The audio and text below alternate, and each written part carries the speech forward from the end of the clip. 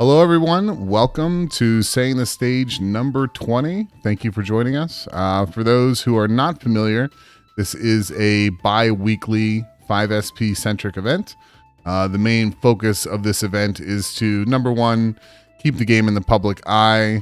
Number two, help strong players stay fresh. Number three, help new developing players, get their footing. Again, thank you for joining us. I'm going to be competing tonight, so this stream is going to be mad scuffed because I'm trying to wear 3 hats at once. But one hat I can take off at least partially because I got our buddy Coach with us tonight. How's it going, man?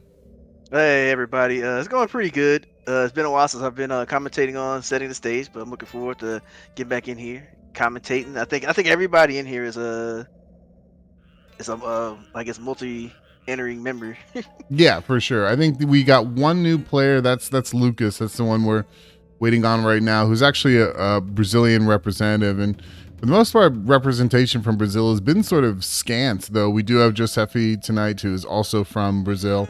So I'm looking forward to it. More Brazilian representation, always good. With that being said, I think we're just going to get into it. So, Coach, we have a bracket command. You are going to have to follow the bracket just a little bit. I should have mentioned this earlier. Essentially, it's up to you to choose which match you want me to run, pretty much. And what I'll do is I'll sort of like make sure you're set, and then I'll run and play my match. All right, okay, I got the brackets up. I guess so I guess like you want me to just call out a match and then we'll run that one. Is there anything in particular you have in mind, or like I can pick one as well? I guess we can start it out with D.P.L and Gaston. Sure. Okay. 1 sec. That being said, I'm just remembering now, like, first round's always rough. I need to post the brackets in the chats. It's going to take probably a little while for everyone to get situated. The things we do for love. Dude, I tell you what. Yo, is that the Moofin? What's up, dude?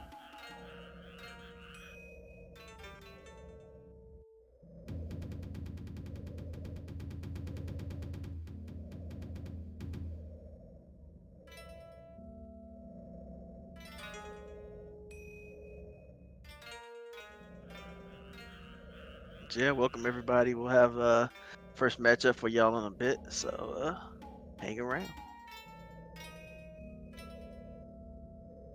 Okay, yeah, so these first round's always rough. We'll wait till people sort of get going here.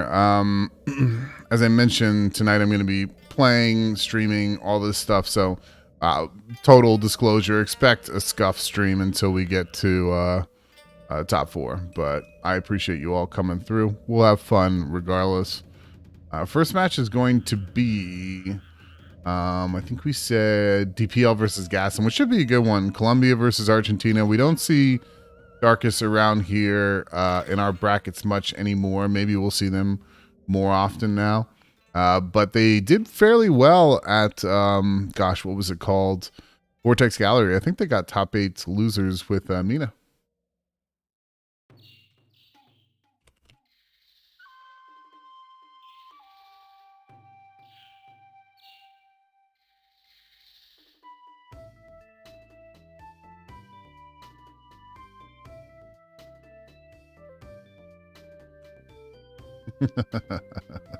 Tao just hit me with repeated yours. that's the third year he's thrown at me since he's got here. He hasn't said any other word to me. It's just your. So we got.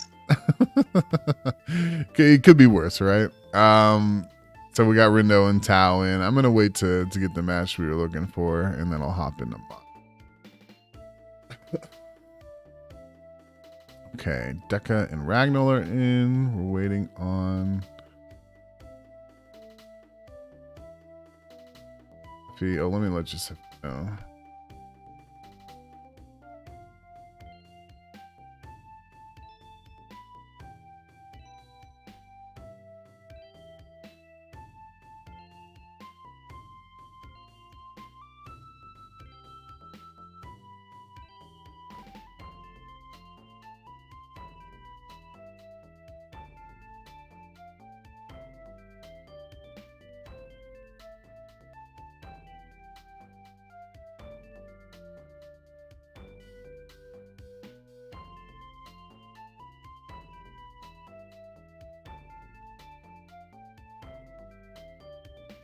Yeah, I don't know what it is. I think it's just the waiting, and I couldn't tell you, but the first round is always like pulling teeth. You know, it's not the player's faults or anything like that.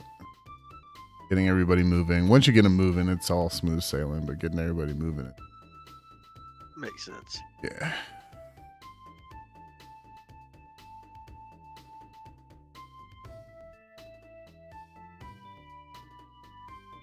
All right, communication. Let's go. Match. Do we have a match?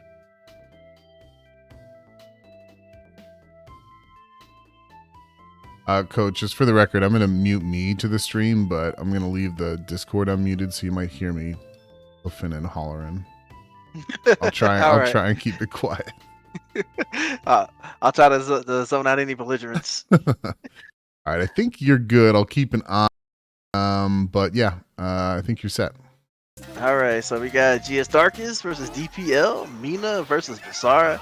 Two characters with a lot of screen control, interesting movements, and very fragile health. So Darkus starts things off with a sweep, gets a knockdown, got the overhead going, and so far it's just kind of peppering the screen with arrows, just trying to get D.P.L. See what D.P.L is about. D.P.L has still not found a way in, and yeah, goes for the Hail Mary weapon flip, but nothing doing. Darkus is just moving on with the plan. Keep filling that screen full of arrows and make it D.P.L's problem. Alright, D.P.L goes for the roll command grab, trying to get a big read. And understandably trying to get started at the very beginning. But Darkus is looking pretty good, but a good rage DP. Nukes Mina's health bar. Giving D.P.L some much needed control here, and Mina at the brink gets caught jumping. Good DP from D.P.L, making almost a reverse in the last round. Of course, Mina's weapon flip questionable, but that heavy arrow chunking up Basara's health, and nothing doing. Got caught moving around just a little too much, and Darkus takes that. That was for the two types of characters that said these are. It's really funny how fast it has to be. They're both screen control characters, but they're both fragile. So when they're enraged, the match can end pretty fast as they're trying to get in each other. So this is a little more conservative from D.P.L. So blocking here, tries to make their way in, gets the DP going. Darkus trying to use that movement to try to like not get get routed in the corner and stay active, just to challenge Basara's movement.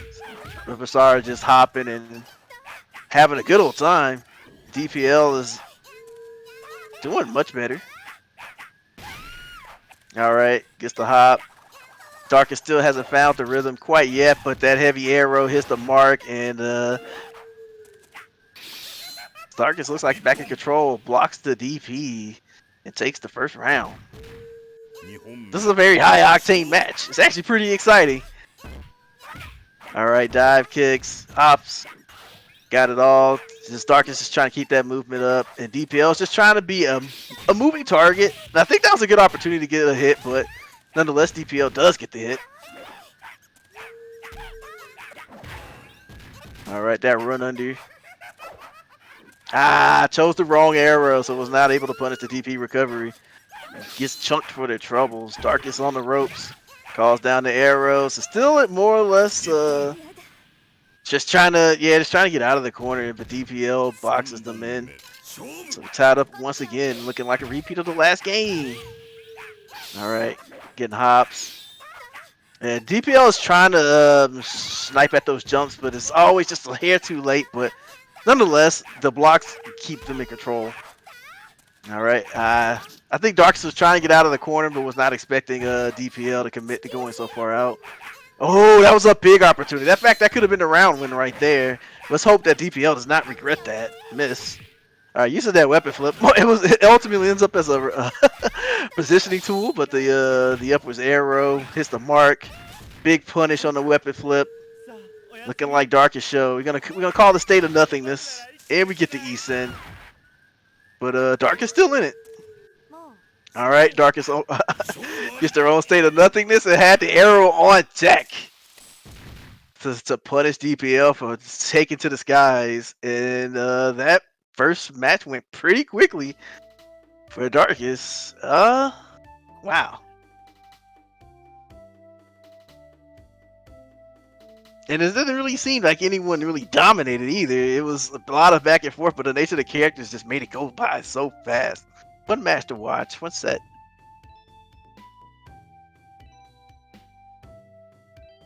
So I guess Sugar Bear's still in their match. So if we're gonna have to get the next match, I think after he gets out.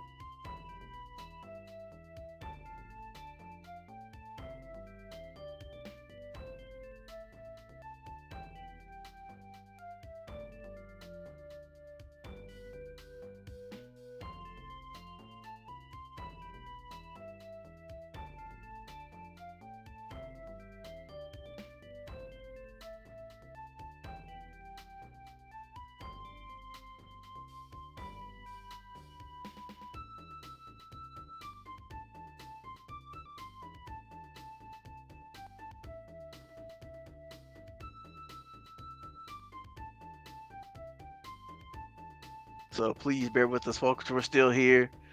It's just we're just in a little awkward spot as we try to get used to this new system.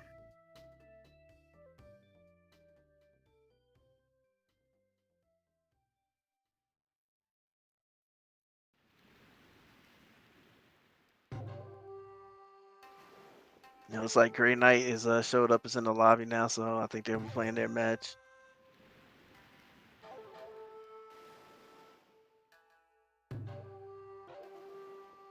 Yeah. It's not easy.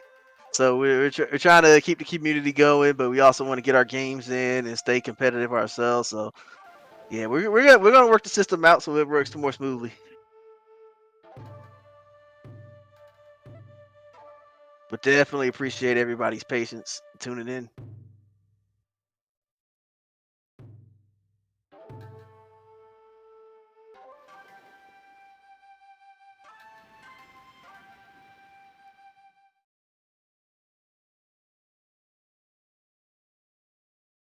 All right, so we're gonna tune in the Sugar Bears match where we got Ukiyo versus Kiyoshiro. So Sugar Bear already down a match in in a state of nothingness. So we're gonna see if that's how we're gonna get out of this match. We got a double activation. So it looks like this is gonna be kind of a draw. Sugar Bear gets a little love tap on the way down.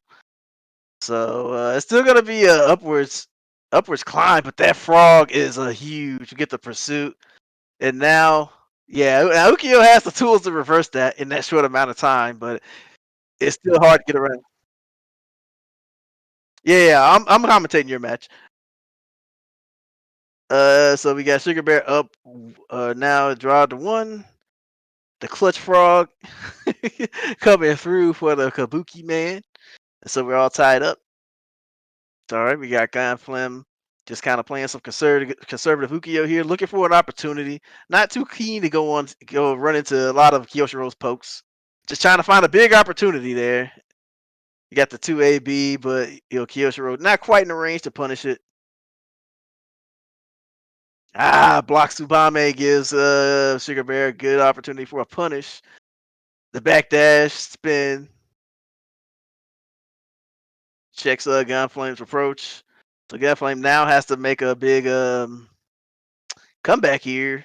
It's gonna be a little rough. As Ukiyo does have strong tools, you still got to run through Kiyoshiro's pokes. So it's not as easy, especially when you're at that life deficit. But here's another opportunity to take control of the round beforehand. So now we got the slight life lead for Ganflaim's sake. So now Sugar Bear has to find a way to eke out just a little bit of damage to keep things even or take control. Ooh, and punches into like the latest active frame of the flame. Excuse me. It brings things back, but Manson gets another hit. I was expecting Tsubame there and let it go a block too early and got hit by the spin. Not looking too good for Ganflame, but they're not out of it. Getting that state of nothingness. Ooh, look, 2 AB heavy for Ganfleim, but they haven't really hit the mark so far. All right, and Ganflame dies without even going to the state of nothingness. Nah, dies with the resources, unfortunately. So Sugar Bear takes that 2-1. Pretty competitive set, but the Kabuki man comes out on top. Okay, so yeah, this is definitely not the easiest thing in the world to run, but I'm sure we'll find it. Thank you everyone for your patience. Okay, let me see if we got scores. All right, scores are coming in now.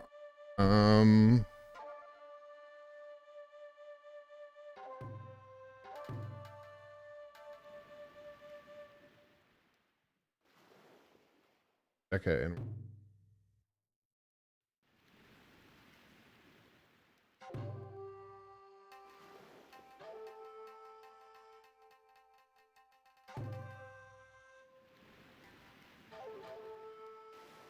oh yeah,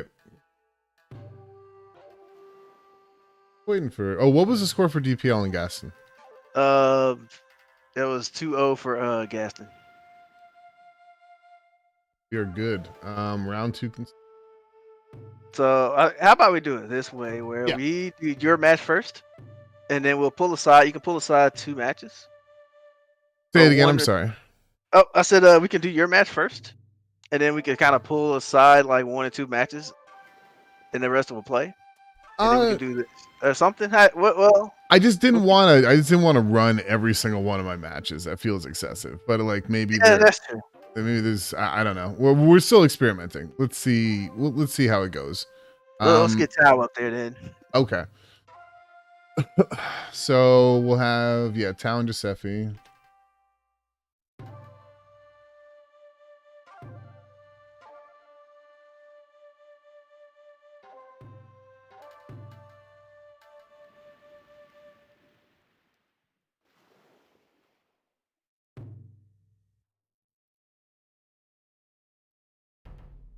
Okay. So round 2 is officially started. Waiting for everybody to. Okay, Tao and Josephi are in.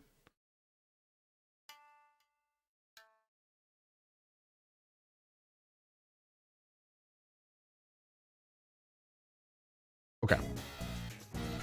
I'll see you on a sec. All right.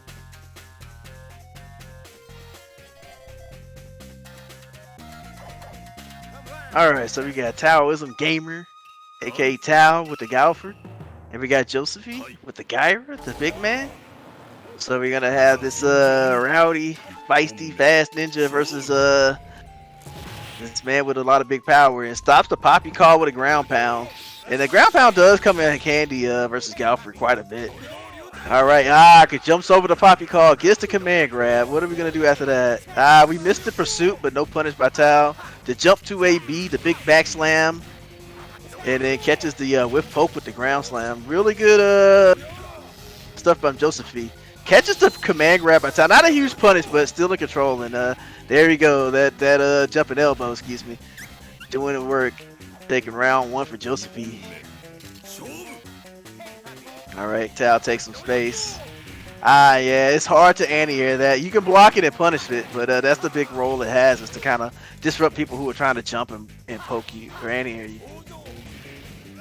Goes for the the Hail Mary weapon flip. Nothing doing. Tao takes some space, puts a plasma blade on it for some punish.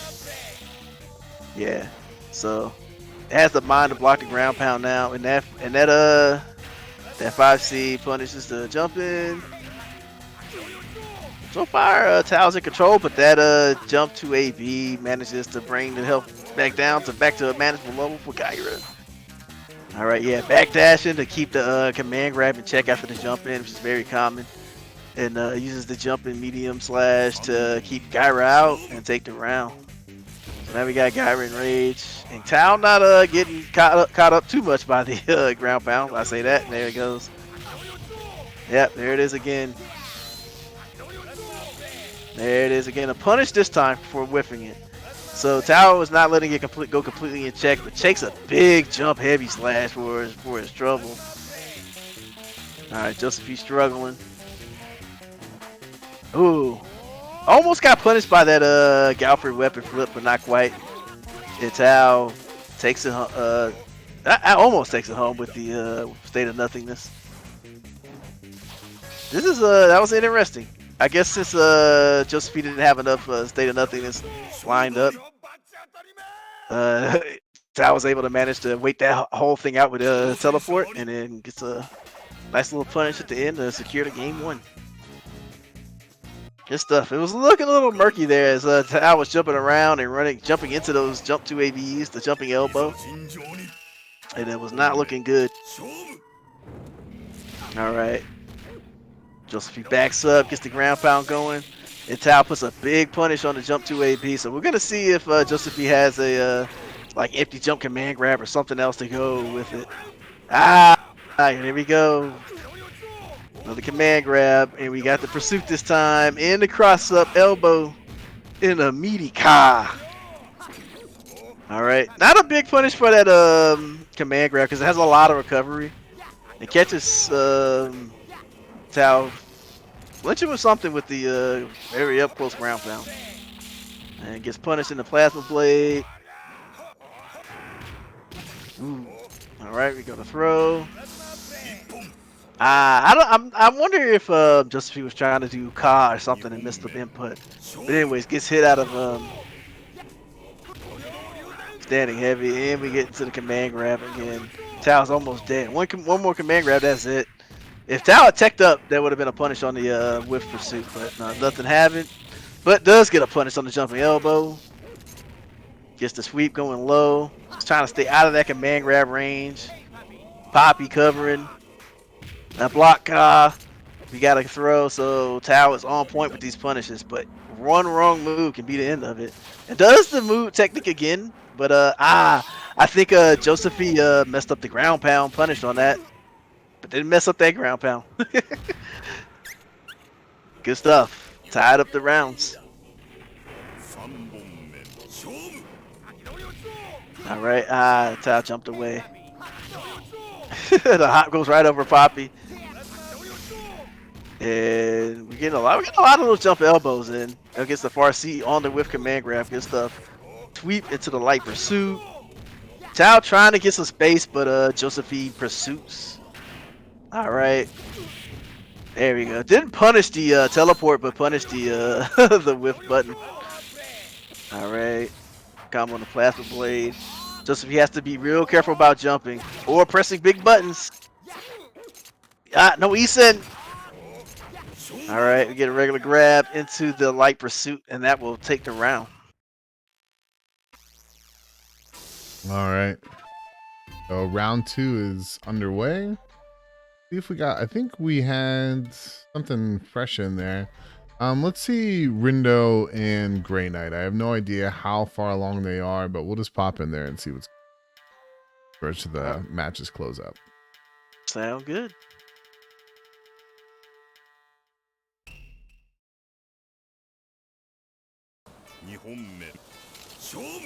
All right, looks like we're 1-1, one round up for GrayKnight. The Charlotte, a classic pick versus the Hanzo. Punish on the bayonet lunge. We got the slashes.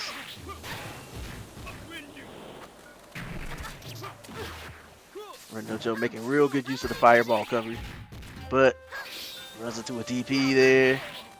Tries to go for a weapon flip. Tries to go for a weapon flip again. Didn't get punished on the second one, but got caught jumping away by the Charlotte's heavy. GrayKnight doesn't flinch and just hits the sweep like it was nothing. And that's 2-1 for GrayKnight. All right, and that's round 2. Let me put in this last score. I think that was 2-1 GrayKnight, correct? Yes. And this is a GrayKnight's first time with us, so it'll be interesting to see how they do. Okay, so round 3 is up here. I'm thinking, oh gosh, me versus Tao, Jesus. Honestly,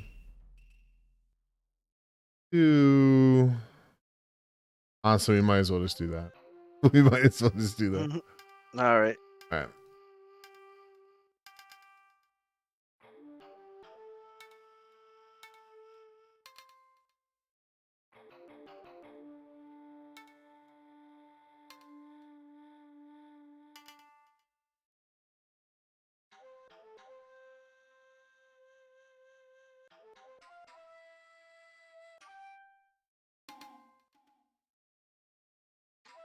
Yeah, hope everybody's having a good time tonight.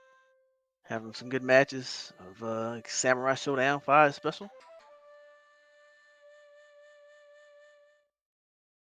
Appreciate y'all tuning in, like always.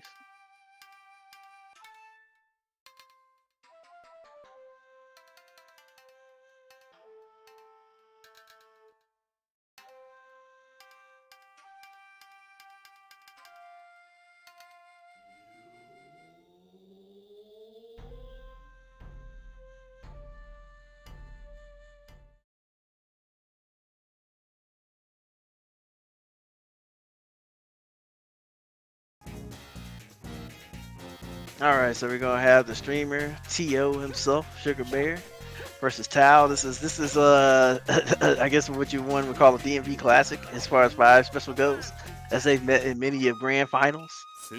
So, you know, these two are no stranger to each other. They've had to fight hard to take tournaments for one another. So it's always a fun match when these two get together and play. Alright, so we got Galford versus Yoshiro. So Sugar Bear trying to get into that rhythm of poking and holding that space outside of where the medium slashes reach. And Tao kind of playing outside of it. Not committing too hard with poppy calls and stuff quite yet. Plasma Blade gets punished. Gets hit by the tsunami. But it's still a relatively even matches. They've been hitting one another. Slide into the low pursuit, but Poppy covers and at least gets a little bit of damage for the back dash spin. So Tao does not go down for nothing. Misses the punish. I think Tao just ran just a little too deep and it ruined the running button and the jump heavy slash air to air to take down Galford. Now both these characters have a lot of rage built up, but not meditating. There we go. As soon as I say it, there they go. Tao got caught jumping into something. Oh, a massive deflect from Sugar Bear. Good stuff.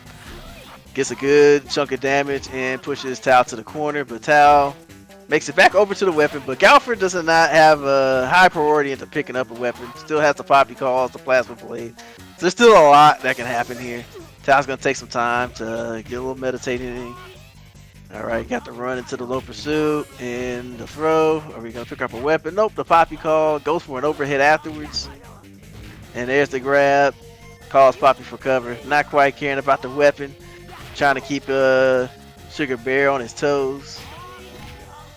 And there's the sweep into the pursuit. And then there we go. Oh no!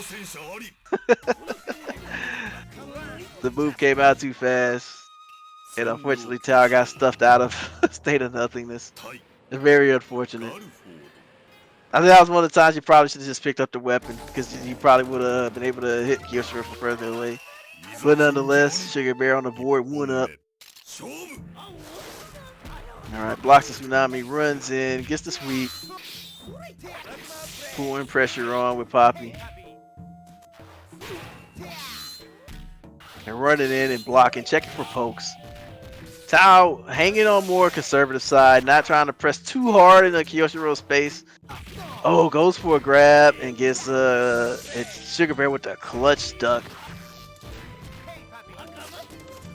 The Toad is whipping there, gets hit with the sweep, and then the back dash spin gets clipped by the jump or by the standing heavy slash, and Tao takes the first round. Pretty methodical there. Alright, using that overhead, getting a knockdown, taking control of the match, but the back dash spin gets punished. Nope, Frog misses the mark again. Let's just say the Toad. Yeah, Sugar Bear gonna go ahead and call that rage because the round's looking grim. But Poppy with the cover for the weapon flip. Gets Tao on the board, and we are now 1 up.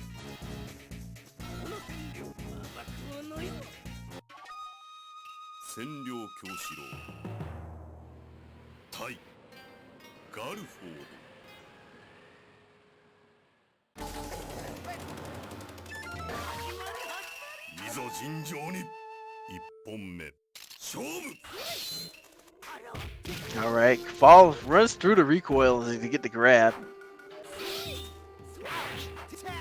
All right, got caught trying to back up into a poke. Toad hits the mark this time. He got the hit. Oh, we missed the heavy pursuit, but Tao flubbed the punish and gets toaded again. Not a good look. All right, gets caught with the backdash spin, trying to poke.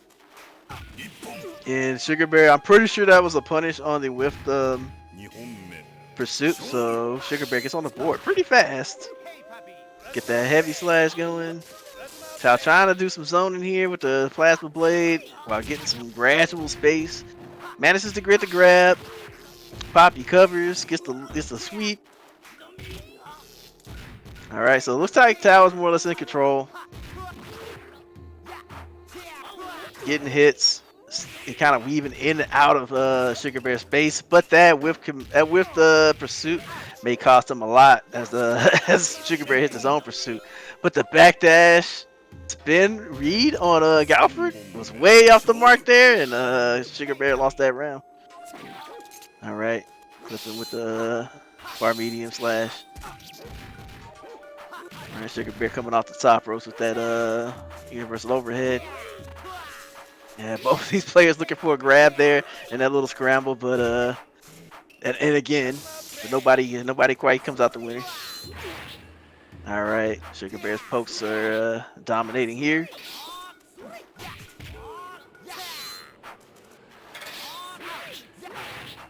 There we go. You're seeing just a little bit of difference in patience with Tao there, but Sugar Bear, but he always manages to block that backdash when it counts. But both of these players are now in state of nothingness, so we're gonna see how Tao responds to this. Oh wow! I guess Tao thought it was over, and so he flinched the last second, giving Sugar Bear the last round, putting him 2-1 over Tao. Good stuff from both players.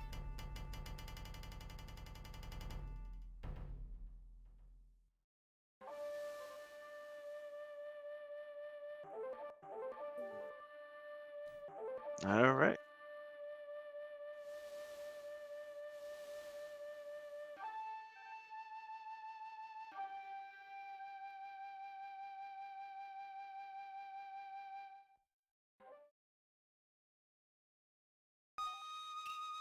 See where we are with Ragnell. Okay, so we're just in time for the second match, right at the beginning. So we got Ragnell with the Jubei and D.P.L with the Ukyo. Ragnell up 1. All right, Deka goes ahead and does that command dash to get in there for a grab after getting hit. Tries to put a punish on the dash into AB or dash into AB right there.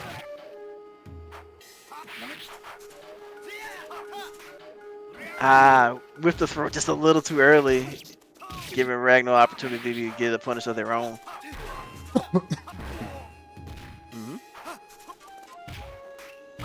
All right, punish on the slide. Not looking too good for D.P.L at the moment.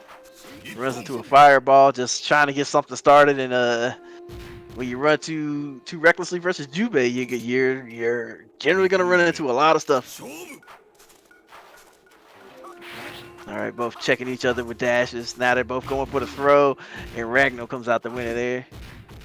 It's a sweep, backs up, just a little space. All right, and uses a throw punish on the AB there. All right, D.P.L finally gets the throw they were looking for. Goes ahead and charges up that meditate. There's the grab. So what are we gonna do now? I just noticed now D.P.L and Ukyo is the first for me. I see. So, it might be a secondary character or something they've been working on.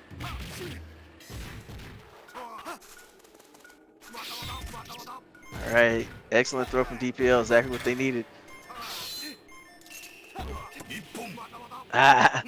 Ragnell decided to go in for the throw, but there was a second jab waiting. All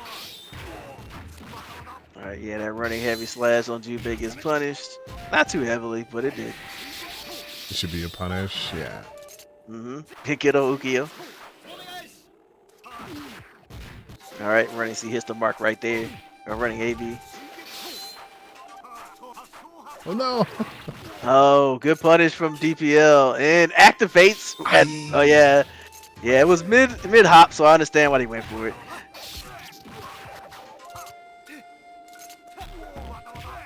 I refuse to be thrown.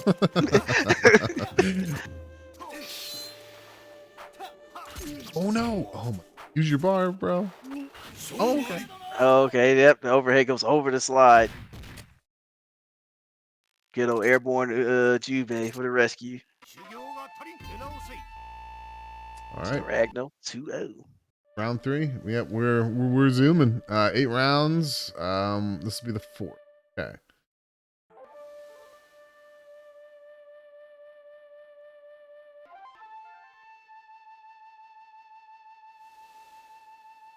So I'm looking at this. Let's see here. I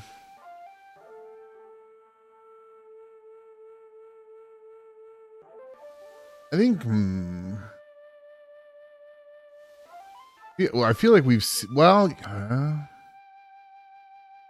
can go for GrayKnight again since they're new. Yeah, I think so because they're actually they're doing well. So they're definitely like someone to keep an eye on right now. So I think it's a good one.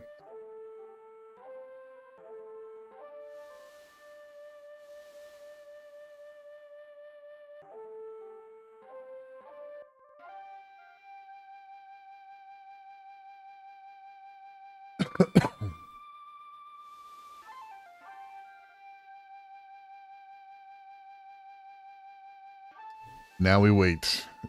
It's always so funny because what is just a bunch of icons and all these people on different sides of the globe. But I like to imagine it as if it was a real room because everyone just sort of staring at each other for about 5 minutes before anyone makes a move. But yeah, we got GrayKnight and Ragnell coming on right now. Got everybody at the middle school dance. Yes. Stuff on the wall with some punch. All right, folks. All right. Have fun. All right, so we're gonna get a very classic matchup. Poke heavy character, Charlotte versus Juve. So GrayKnight trying to take some room, but Ragnell not having it. I'm pretty sure that may have been an execution error, but luckily there's not a big price behind it. Not a big punish from Ragnell, but still gets a punish. Catches Charlotte jumping with the running heavy slash. I guess that was not quite a punish because GrayKnight was able to jump and get the awkward throw trade. Yeah, GrayKnight can't quite find a rhythm in a spot to hit Juve. It's just kind of running into enough stuff or getting punished. And it does not respond to the command dash grab. So first round on the board for Ragnell. Alright, hit that fireball. Jumping B from GrayKnight. Puts the DP behind it just to check Ragnell. It managed to hit the mark. Okay, who is the slash? Alright, Charlotte got this disarmed. And it looks like GrayKnight is getting zoned off of their weapon. And it looks like they're a little too antsy to get it back. Because they're taking quite a bit of damage here. I was looking for a grab, nothing happened, but no punish from Ragnell. But still, it's not quite able to pick up their weapon. They finally do, but at the cost of like 80% of their health, and it just a jump in medium slash seals the deal for Ragnell. Maybe just a little too antsy to pick that weapon up. Alright, GrayKnight rolling back in there with Lady Charlotte.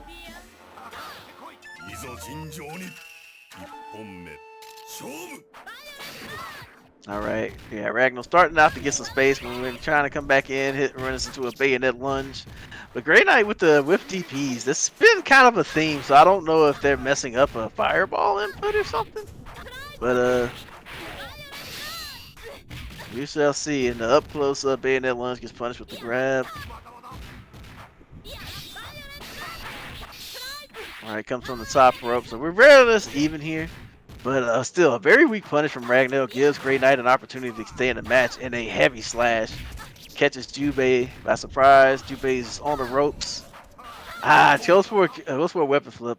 Nothing doing, but the running heavy slash from Ragnell whiff, giving GrayKnight an opportunity to put a round on a board.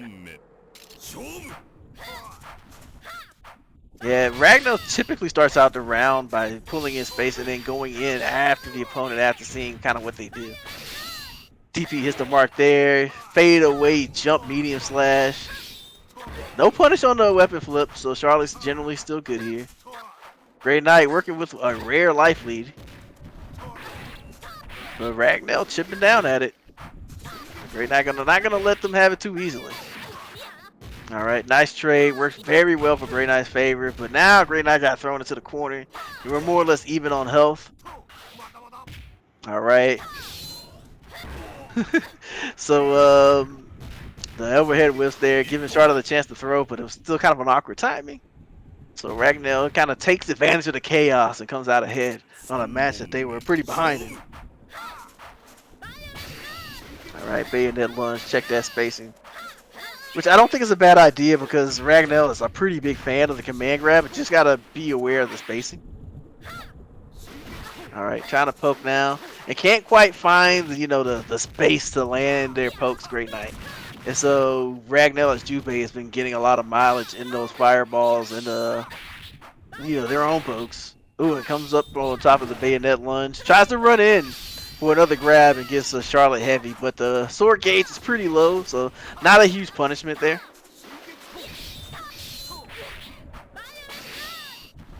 Bayonet lunge. But Ragnell's playing a little bit more conservative. Not trying to run into stuff and lose that life lead. We get that Lance de Leon, the Charlotte sweep into the grab. Very rarely seen, but Ragnell puts that one in the bank. 2-0. Good stuff from both players.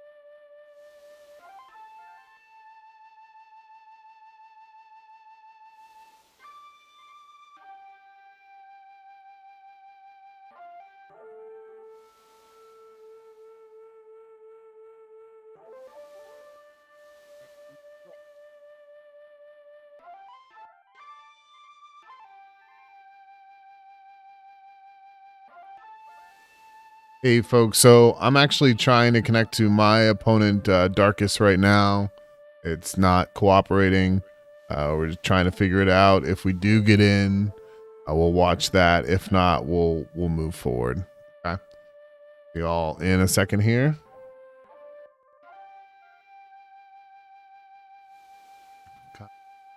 God. Hate to see it.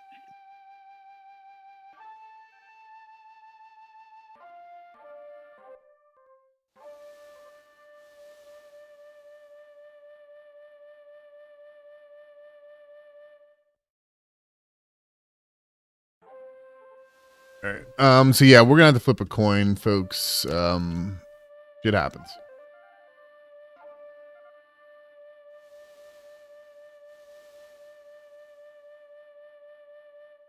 Now, are you flipping one coin or are you flipping 3 coins for each game? You know what? Has anyone ever brought that up? Like, it just randomly crossed my mind. That'd be crazy. Best 2 out of 3. All right, we're flipping. Heads, I win. Sorry. Heads. Sorry, dude. I should here. Why don't I print screen? Like, this is such bullshit. Bear with me, everybody. Paste.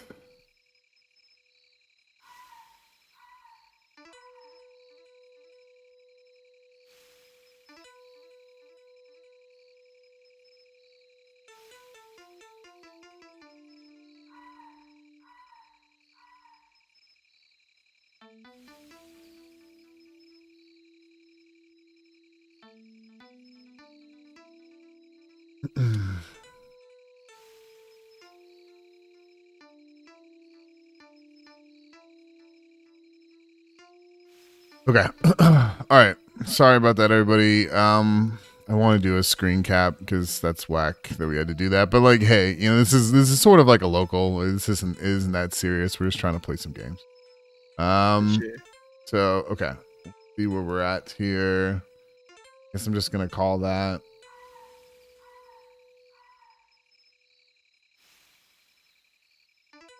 I'm collecting scores right now. GrayKnight we saw.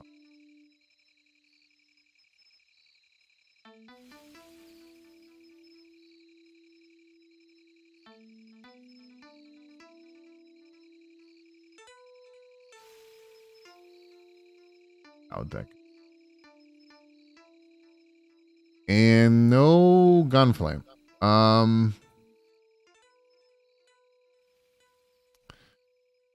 Give me a second here.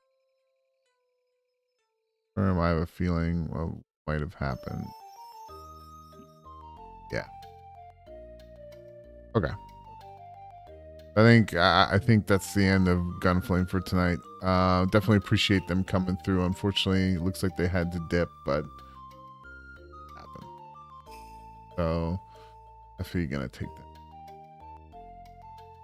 All right, and with that, round 5 start. I really don't know how those DQs are gonna affect the scores. I'm sure they will, but I don't know how.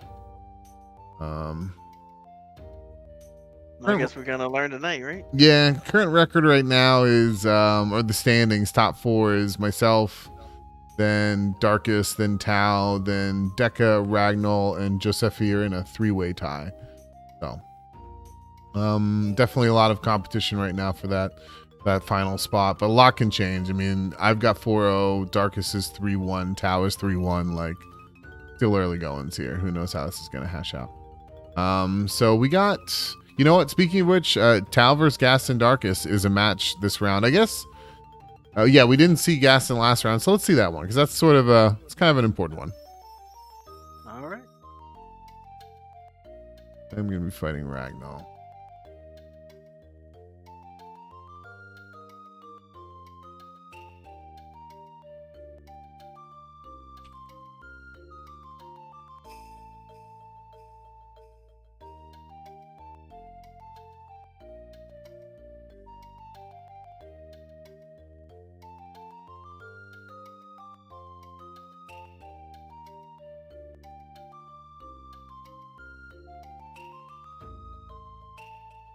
All right, still waiting. Josephi and Deka are in. D.P.L and GrayKnight are in. There we go. Tao versus Darkus. This should be an interesting one. I haven't seen who Darkus is playing tonight. I mean, they're known for Mina. They've also pulled out Jubei. See in a second here. Oh, the first match was Mina, so. Was it? I would probably say that's their best character. They definitely take pride in doing well with that character, so it wouldn't surprise me. Now I think for Tao it's Galford Knight, so I expect regardless of what happens, it's gonna be. Oh no, Tito, we got to flip another coin. This is crazy. Oh my god. Okay. You know what? I'm gonna hook you guys up with Deka and Josephi. In the meantime, I'll see if I can figure out what's going on.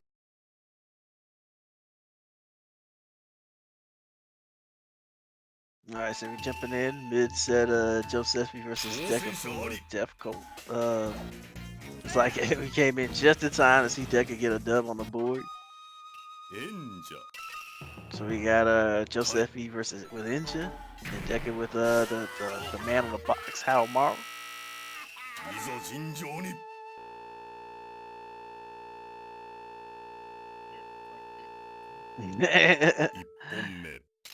Okay, so it looks like the match is gonna resume after a little scary pause there. All right.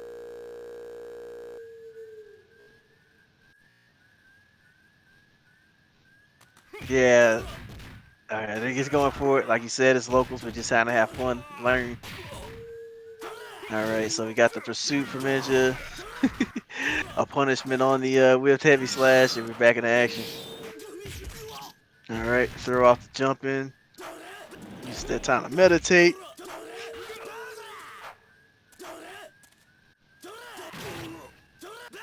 Ooh. Josephi runs into that heavy, but still manages to get the knockdown. Does not commit to the full wrecker. Just tries to get a little bit of damage and some control. Yeah, it's a little awkward.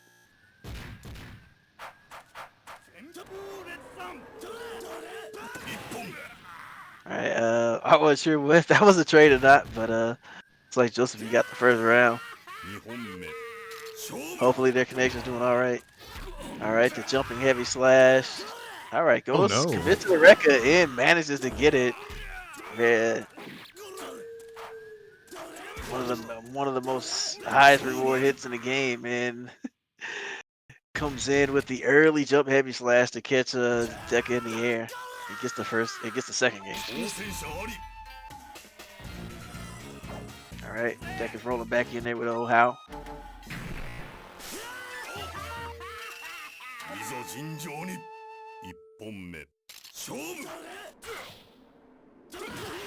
All right, clips with the heavy slash, but the sword gauge was not that high, so Ninja doesn't have to take that much damage. But Haomaru, in fact, does take a good chunk of damage from the raised jumping heavy slash. But another hit gets them more or less even again. Air-to-air jump heavy slash from Deka, keeping control on board. We got the throw into the corner. Misses that overhead due to the roll. Throws Josephi out of the DP. The exploding pans were not to be had.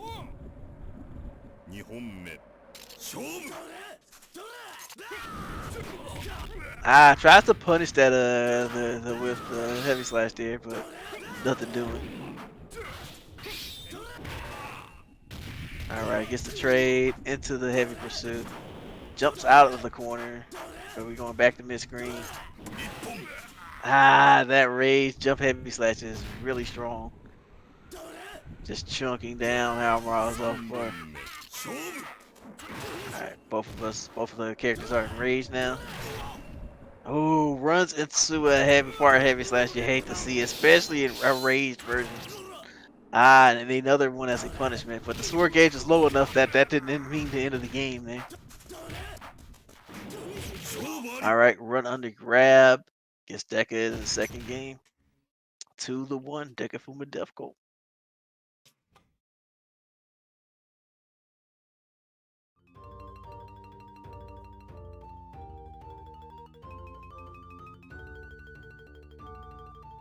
I'm assuming we're still checking in on what's happening with Tao and Gaston at the moment, so please bear with us, folks. Looks like we got another match coming up.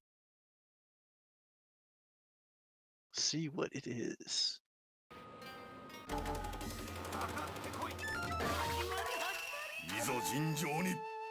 Alright, I got Sugar Bear versus Ragnell. Sugar Bear already up 1. Alright, gets Ragnell with the backdash. But Ragnell catches, blocks the frog, but jumps back instead of taking a big punish.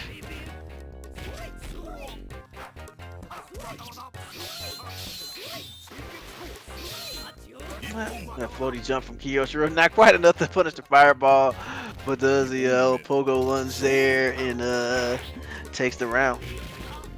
Alright, Ragnell coming in deep with the running slash. Not quite close enough for Kiyoshiro to punish, but nonetheless, not a huge deal. Sugar Bear's able to fight out of the corner.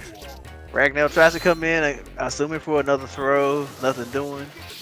Just push right back out of range. And gets deflected. Good deflect by Sugar Bear. Gets hit by that tsunami. Ragnell playing this hit and away game. You know, with the jump ins and the overheads. Now they're going to the fireball game, trying to keep Kiyoshiro boxed into the corner.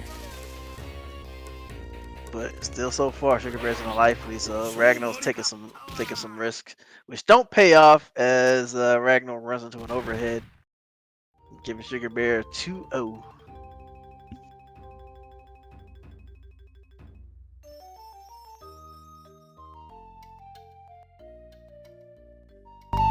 Okay.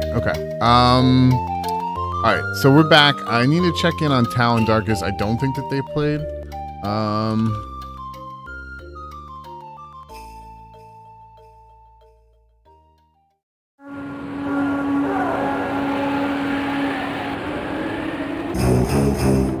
Meantime, let me see if I can start getting.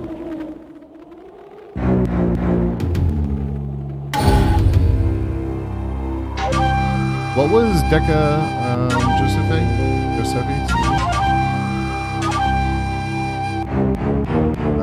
Coach? I believe that was. I believe that might. No, you're good.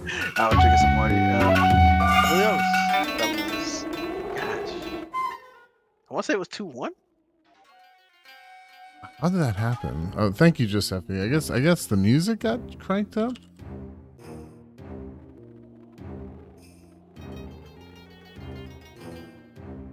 Josephi put it, or Deka put it in the chat. Yeah, that was 2-1. Okay, got it. 2-1 Deka, correct? Yeah. Got it. I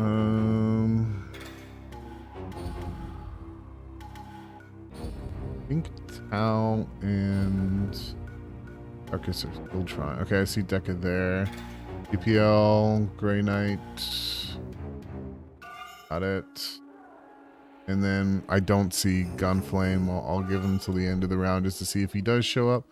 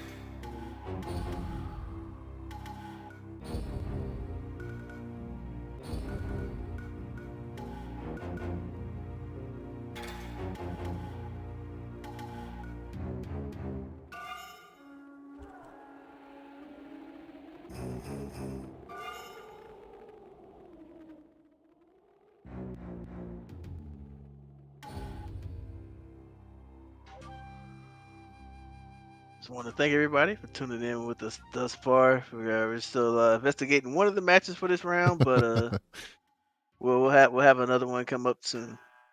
Yeah, my apologies, folks. Trying to run all this stuff at once. Like it's doable, but man, it's rough.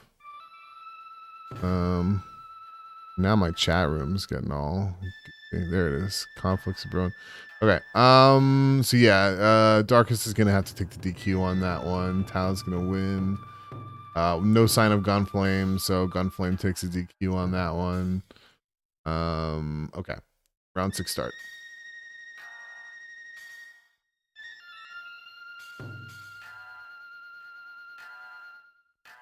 Okay. Alright, let's hope this one goes a little smoothly. Yeah. I'm looking.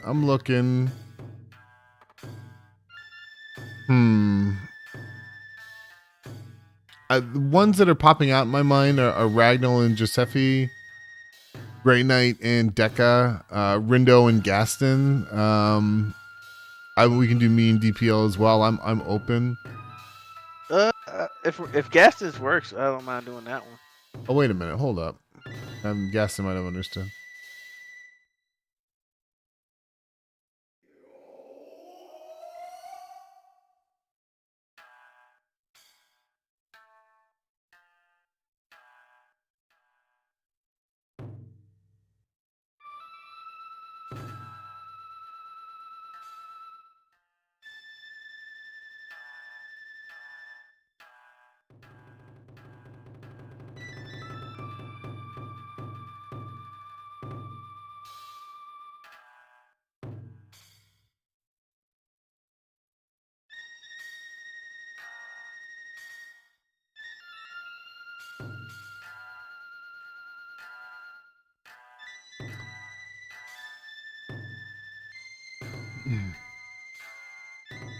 Yeah, it looks like we had a misunderstanding. I'm trying to.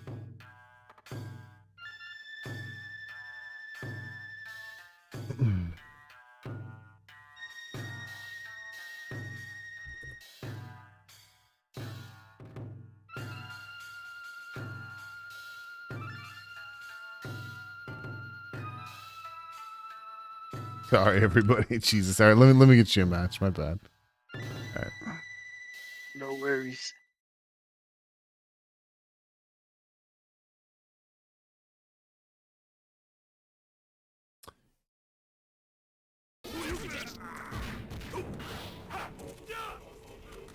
Alright, so we got GrayKnight versus Deka Fumo D.P.L. Rolling just in time to see Deka put the first round in with a slide. Looks like GrayKnight is rocking Genjiro instead of Charlotte.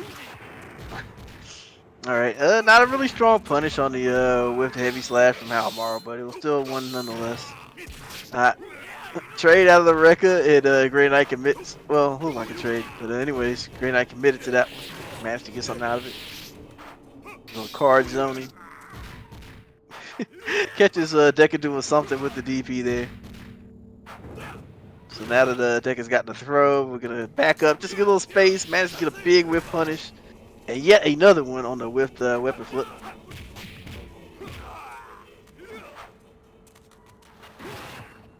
Ooh. So GrayKnight said they have a heavy slash of their own and manages to get a DP, but the Rekkas are not safe.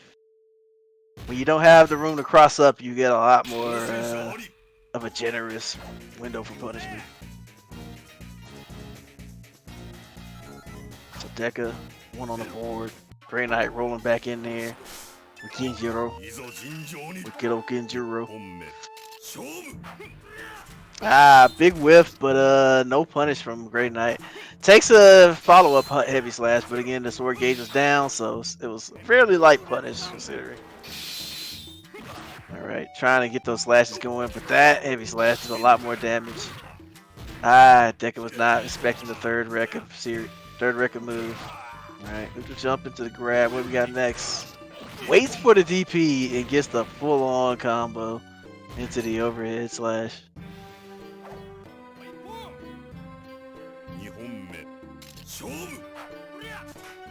Alright, jumps, empty jumps essentially.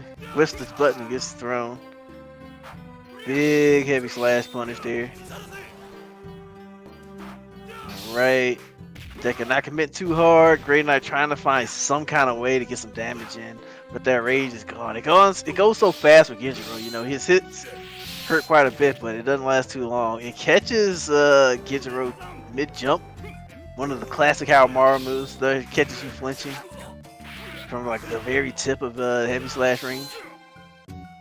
Alright, tries to put a little punish on that recoil, but not quite in range.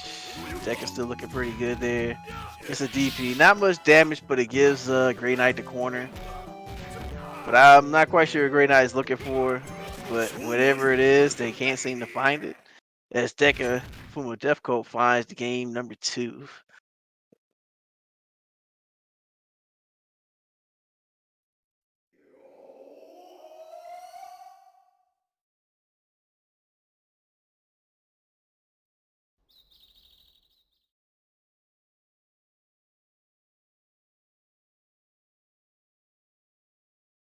All right, got our next match on deck. All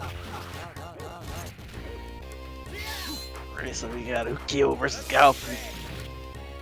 Tao already got a game on the board. All right, little poppy zoning, trying to make up this life deficit, but Ganfleim's not having it. Galfleim one hit away from speaking of which, from taking a round, or losing a round for Galfleim. So Ganfleim goes up a round. Taking it easy with some blocks, manages to put out a little poke for some success. It's not trying to get not get caught up in Galfleim's pace.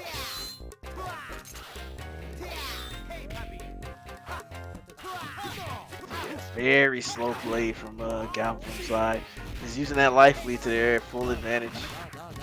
But gets caught with the overhead. You don't want. I guess you don't want to be too passive because you get Poppy over you, then you gotta guess mess up. But in that case, Tao followed that mix up just a little too late and got thrown for his troubles. So Ganfleim manages to tie the games up. Get the last one of the set.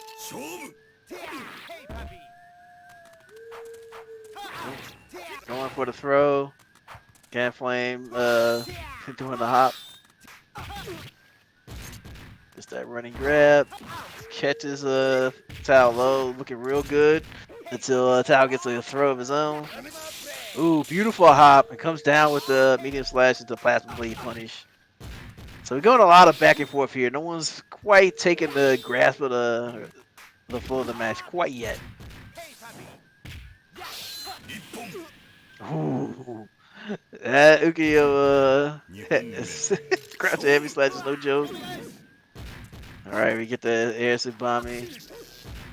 Take Alfred out of the air, but that race takes a chunk out of Ukiyo's health. Tao gets another one.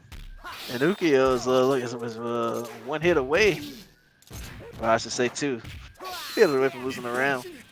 Chad tries to get a little meditate in. It didn't quite work out. Alright. Check Ganfleim with the throw. Gets hit with Poppy. Manages to get the pursuit in there and get awareness from Tao. A little bit of chaos around the grab, but Tao comes out the winner. Finally getting his mitts on Ukiyo. Yeah, taking advantage of Ganflame's conservative slow play now and is peppering in those throws. Oh no! That jump light slash a shame. That Miss Tsubame, everybody knows what it was, but unfortunately, what it was the end of this set for Ganfleim. Tao up. Tao wins the set 2-1.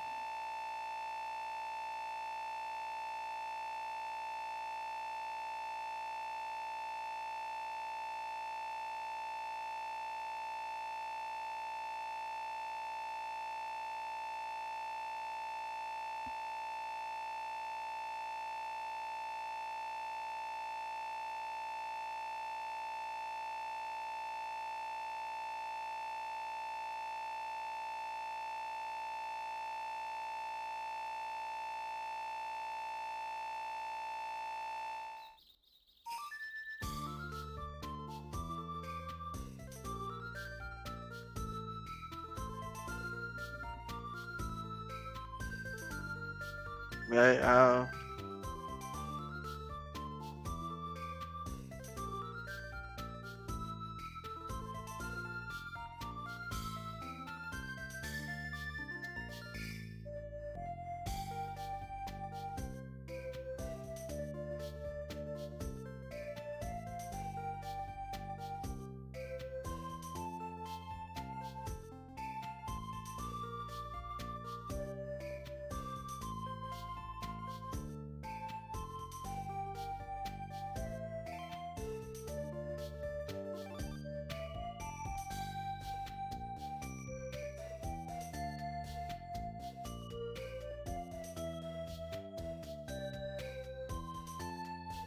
no worries. And once again, thank everybody for tuning in.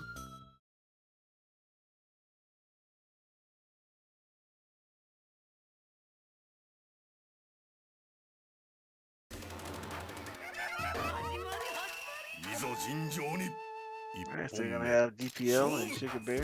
Already tied up one. Alright.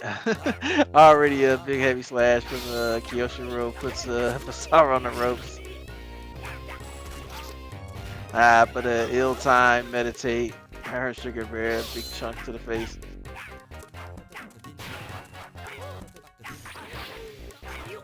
Right. D.P.L checking Kyoshiro's toes.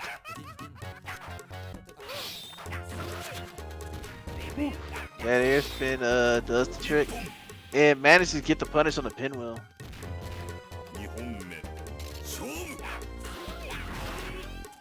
Ooh, big hit from D.P.L to start things off. Sugar Bear returns to their own. And yeah, D.P.L manages to hit the weapon flip. Sugar Bear manages to pick up the weapon. Does not get the weapon pickup combo, unfortunately. D.P.L still very much in control.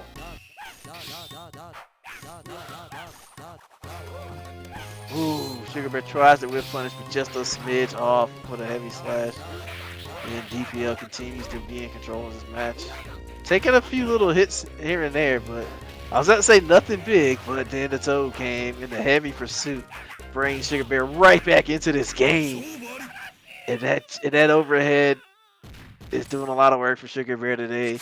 And it managed to secure game two for him. And so I guess game 3 really. The second win for him. And it's the end of that one.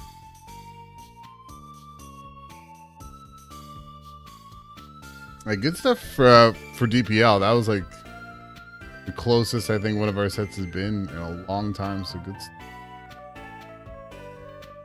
Man, friggin' Darkus. I let him know that just because we had multiple disconnects, like any future ones, he was gonna have to no coin flip. He was gonna have to not go his way. I guess he misunderstood and totally left. Like he sounded understanding, but like I think he thought I told him he had to go, which wasn't the case. Which is hopefully that's unfortunate. Yeah, that's exactly those words. Unfortunate. Okay. I've reached out to him, so if he wants to come back, he can. I just guess we just misunderstanding. All right. Anyways, what are we gonna do? Okay, so next round. We'll put in scores.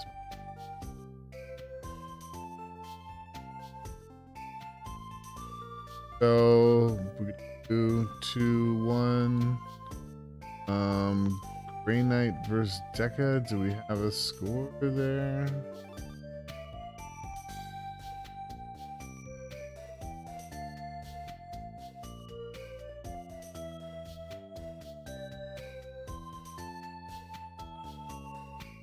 Ragnell, Josephi.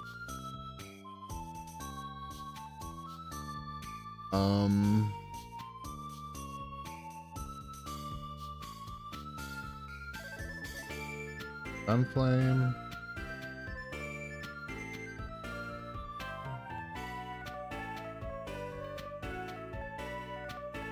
I will find a way to reach out to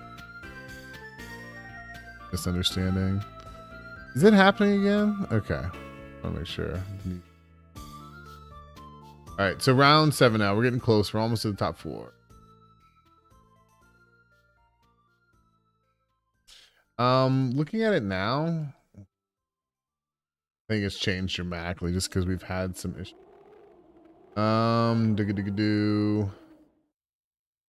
Looking like for right now, I'm in first, Tao's in second, Deka's in third, Gaston's in fourth. So that's unfortunate, but there's definitely a battle for fourth going on right now. Okay.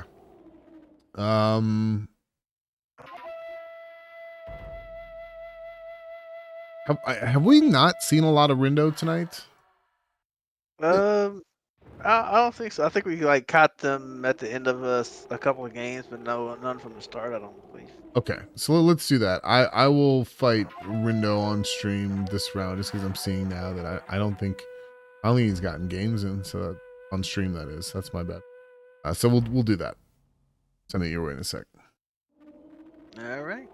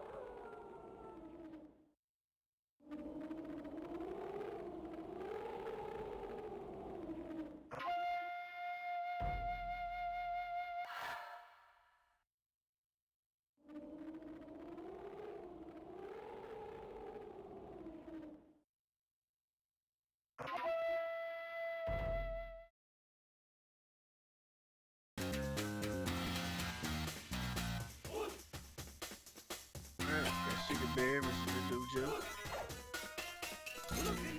Here with the iconic Yoshiro and Rindo Jo with the Hanzo. いざ尋常に一本目勝負 Big jump in from starter from Rindo Jo, but quickly takes their space. And some not so nice trades for Rindo Jo. Sugar Bear completely in control of his round so far. And Rindo can't just quite find a good end. Found the inside of a toad's mouth, unfortunately. And it's not quite able to establish a rhythm here and gets caught out of the slide with the backdash spin. 二本目勝負 Trade anti-air, but not so brutal for Rindo Jo as they got a very similar life values at the moment. And a big opportunity here. It goes for the command grab. It's a decent chunk of damage. Still more or less evenish. The fireball hitting gives Rindo Jo the momentum in the life lead, but again runs into that toad so tragically. I think they were going for a roll command grab. I kind of missed it in the heat of things, but it was an unfortunate end for Hanzo the Ninja. 占領開始いざ尋常に一本目勝負 Oh, it's the extended hurt box with the with the fireball. Good stuff from Rindo Jo. Get some much needed momentum for this next game, but Kyosho taking it back with some meaty fireball into a toad, not blocking those toads. Uses that wall jump to get out of the corner. Was probably hoping for a hit, but getting out of the corner is pretty good too. We got the knockdown from Mr. Pursuit, but only a light punish from Sugar Bear, but nothing light about that toad grab. But misses the pursuit, but Rindo Jo is not ready for the punish and gets swallowed up by the toad again. Rindo Jo has not been able to find consistent footing as of yet. Air to air from Sugar Bear. Sugar Bear exercising some immaculate control. You know, while he's been getting hit by some fireballs here and there, there's never been a crisis situation for the most part. But if you call for one, usually one comes. And so a big weapon flip from Rindo Jo gives them the opportunity to take this round. Big block on the toad this time. Those toes were secured and gets the sweet punish to take round 2. Rindo Jo not quite out of it yet. Alright, using that standing kick to anti-air. Yoshiro. Alright, that was an interesting use of the shurikens. Alright, the empty jump grab. Oh, good use of the overhead to go over the fireball. Looks like Rindo Jo was not expecting that at all. Alright, playing around with that teleport, but nothing, no commitment so far. Even though we're seeing a lot of wild back and forth, I say we haven't seen a big life deficit yet, but we finally got one from Sugar Bear. But Rindo Jo is quickly trying to turn that around. Yeah, slightly missed the window for the punishment, and then jumps into a heavy slash from Kyosho, which ends the set 2-0 for Sugar Bear.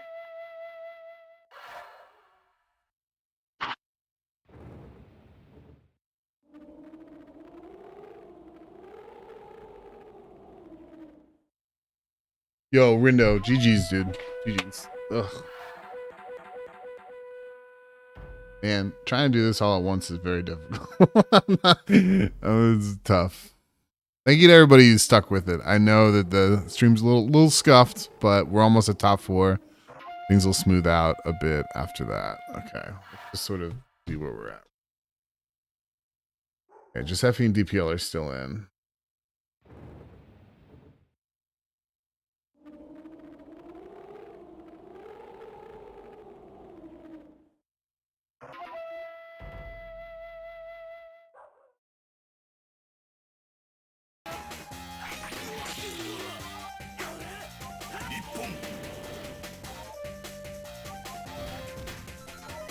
Alright, so we got Josephi and D.P.L as props. So Josephi on Ninja, D.P.L on Masara. Both up 1 king. And he's on the set 1 right now. Trying to find something with those jump-ins. Unfortunately, chooses the wrong option, and Bizarre was hanging up just long enough to avoid into slide. Used the pinwheel, not quite fast enough to get in for the punish. This should be a big opportunity for D.P.L. And in fact, they take it. Only a sliver of health left. But Bizarre is a fragile man. But nonetheless, got the pinwheel anti-air. Even up the rounds. Now it's anybody's set. Alright, sniping that engine. Far full screen. Using that fire puffball as cover. Unfortunately, hops into a grab. Rolls out of the corner successfully and switches positions really quickly. It punishes Josephi for the pursuit. Good knockback to full screen. Good. The anti-air. Light slash there. Using the pogo, the puffball, things. But things don't quite go D.P.L's way there. Josephi manages a very critical grab and follows up with a very critical jumping heavy slash air to air. And so now we're more or less evened up. Alright, that pursuit puts Josephi in the driver's seat, but the hop spells their doom as D.P.L hits the Isen and takes the set.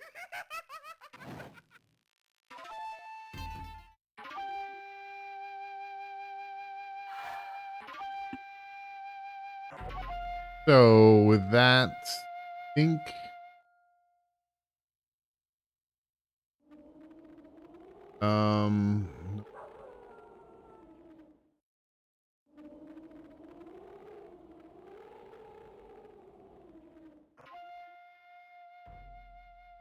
all right, last round.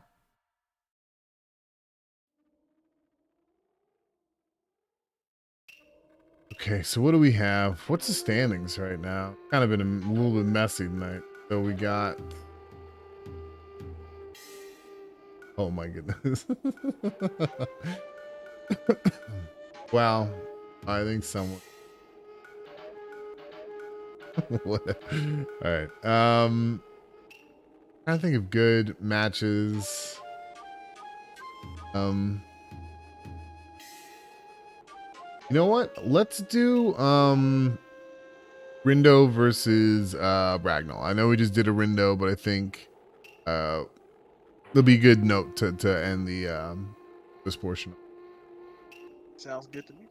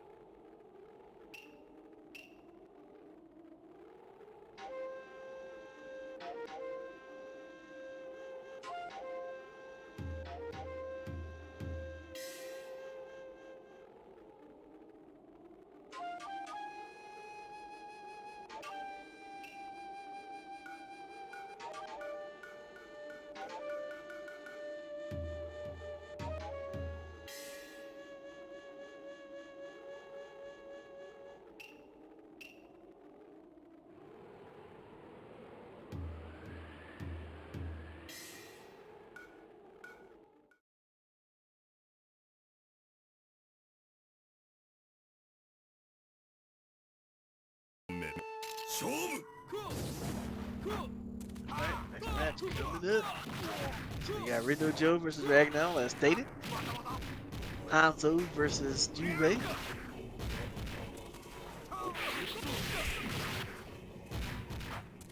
Ragnell hitting the big DP. Catching the jump landing with grab. Ragnell just playing off a really good rhythm right now. But Rindo Jo has an opportunity to switch the momentum. Got a sweep. The fireball was just a little too early and not quite getting the coverage necessary. Alright, good anti-air heavy slash. Ragnell really wanted that throw, but got it. The third time was a charm. Ooh, that overhead goes over what I think was the crouching light slash. And Ragnell puts him on the board. That move has been securing a lot of rounds for Ragnell on stream. Alright. Jumping medium slash, air to air. Alright. Ragnell backing up but managing to get a little slice before they even land. Jumps over the fireball again. Rindo can't quite get things started. Tried to hit with the jumping heavy slash, but Rindo whiffed. Finally managed to get the fireball going. Ooh, that was real close. Rindo Jo just jumped just a little bit later. He would have got clipped by that weapon flip probably. But we ain't got time for what ifs here. We hit the command grab. Rindo Jo looking in control here. Shuriken doing their job. Ragnell just a little too aggressive. It runs into the follow-up fireball as well.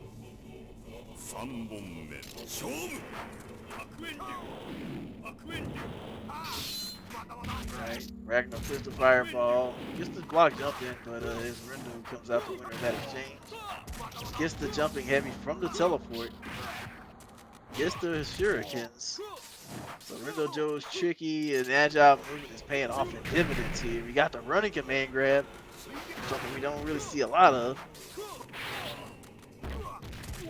So even though Ragnell's getting a couple hits here and there, Rindo Jo is still not really lost control. He's going ahead and going to use that rage burst to force Ragnell's hand, but hopefully for them it doesn't turn out badly.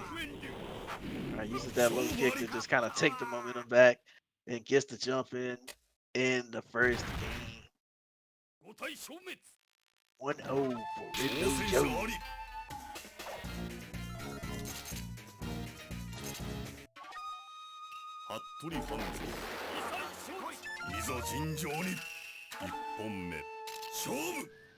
Alright, we're back into it. Ragnell's signature running heavy slash with Jubei does not meet any substance. And still just trying to aggressively poke. That command dash commits into the full DP animation, and Rindo Jo takes the command grab punish. Alright. Yeah, and it's a very common that after Ragnell commits to something, a fireball or anything, usually their response is to run in. I think Rindo Jo was kind of caught onto that, because you start to see those run-in slides after the fireballs and whatnot, and they've been hitting the mark pretty consistently. Block on the overhead, very rare. Alright, tries to get a mix-up over the fireball, but Ragnell with a very smart backdash avoids the very end of the animation. They managed to get a punish of their own. Jumps away from the teleport. But runs right back in and gets caught by this week. Alright, yeah, Rindo Jo didn't quite have enough time to pull that one out. Goes ahead, gets a little meditation in.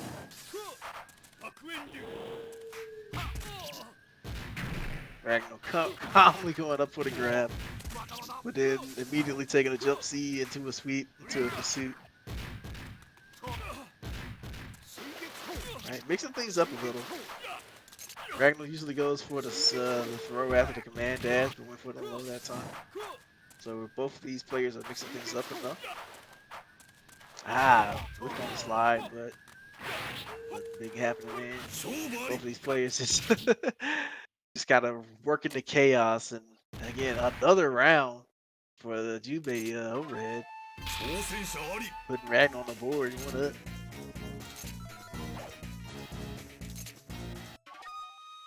Alright, back into it.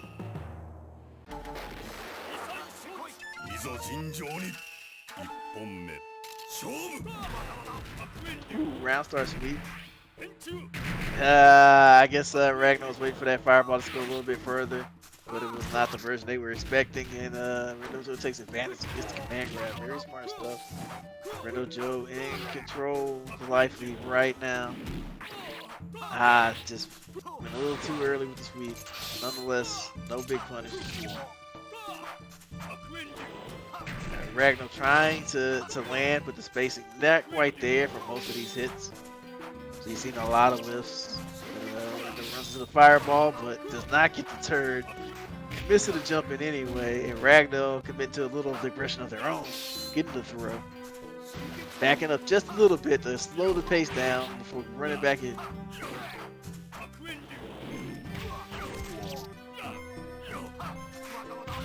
Ragnell is just slightly off the mark with these throws and getting the hops. But Rindo Jo with the very smart punishes.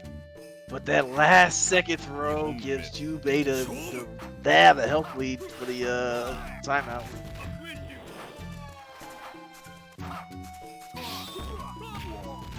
Alright, we got some blows, we got some knockdowns. Rindo Jo telling the story right now. Alright, so clever counterplay to the fireball. Just go ahead and dropping that jump normal down, but nonetheless, Rindo Jo is still in control here.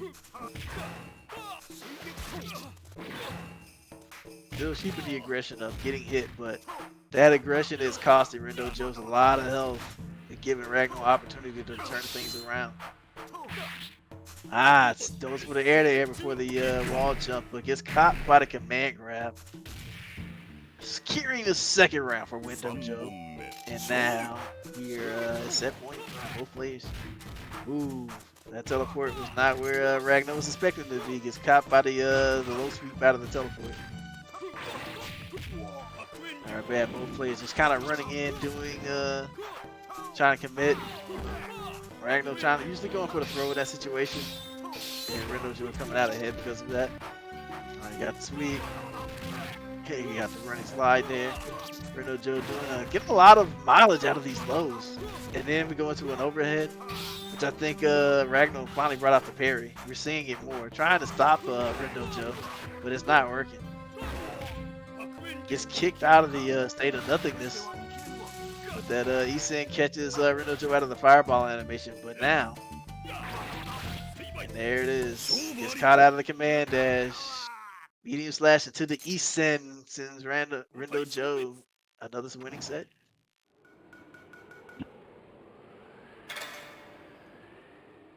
Okay, with that, the Swiss portion is completed. Again, I want to thank you to everybody for their patience tonight.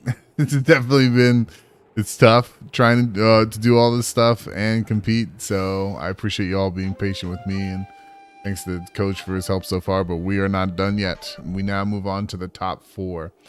So let me just make sure all the scores are reported.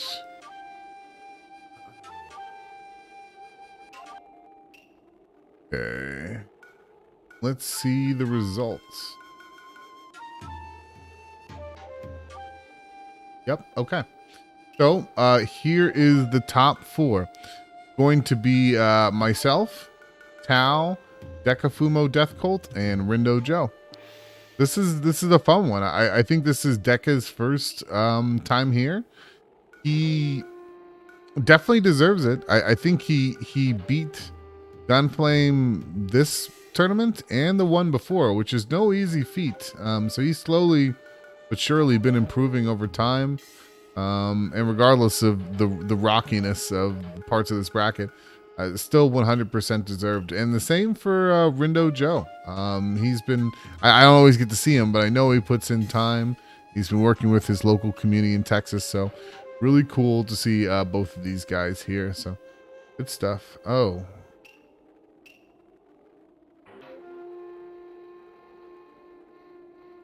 I get a score wrong.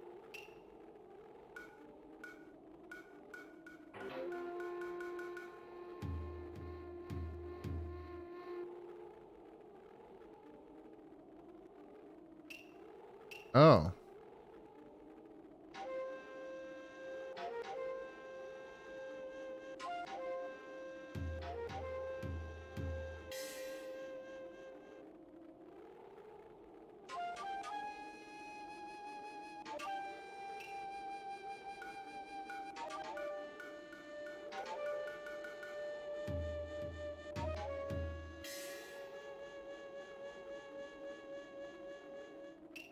Apparently we won the scores. It won't affect the turnout, but might affect the seating. Okay.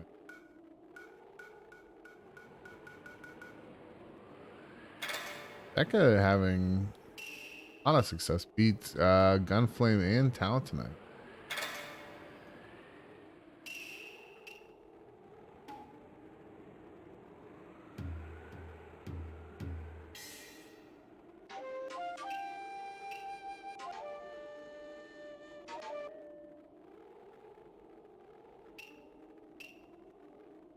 All right, now let's check and see it. Oh wow, yep, and that's gonna put Deka into the second seed. So it's first seed is myself, second seed is Deka, third seed Tal, fourth seed Rindo. Shit. All right. So that being said, we'll go ahead and get top 4 started.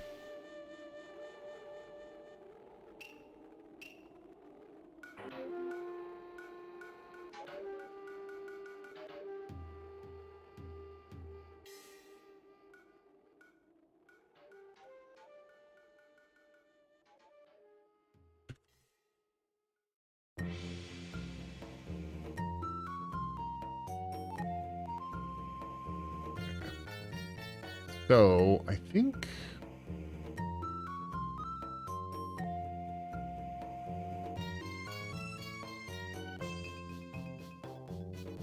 so first match is actually going to be me versus Rindo Jo.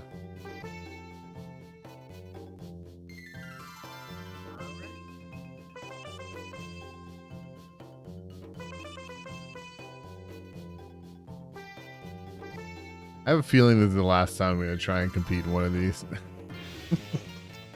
I really want to play, but at the same time, it's just too much. I want to make sure that the players are having a good experience. So I think this will be the last. Unless I can find a better bracket.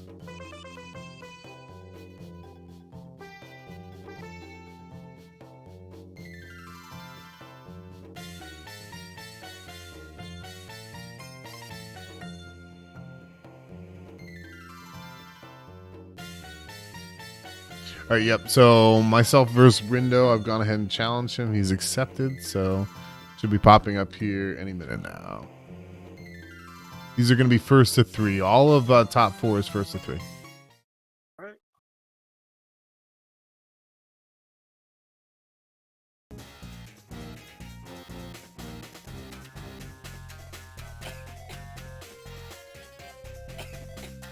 Alright, so your Secret Bear versus Rindo Jo. The first matchup is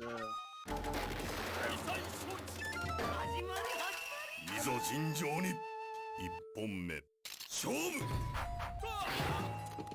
alright, so already starting in control for I guess Sugar Bear. Leaps over the flames, but Kiro Shiro's floaty jump keeps Sugar Bear from the punish. Jojo's out here playing a little bit of catch up. The overhead to go over the fireball was clever, but it was up in this like kind of bounce state. So it flipped Kyosho at the very end. So Rindo Jo, that was a much needed fireball hit, but that air to air heavy slash was not needed. And then he's caught by the toe and around secure. Rindo Jo showing some signs of life there, but it didn't quite work out. Sugar Bear won the last set, so we'll see if Rindo can run it back this time.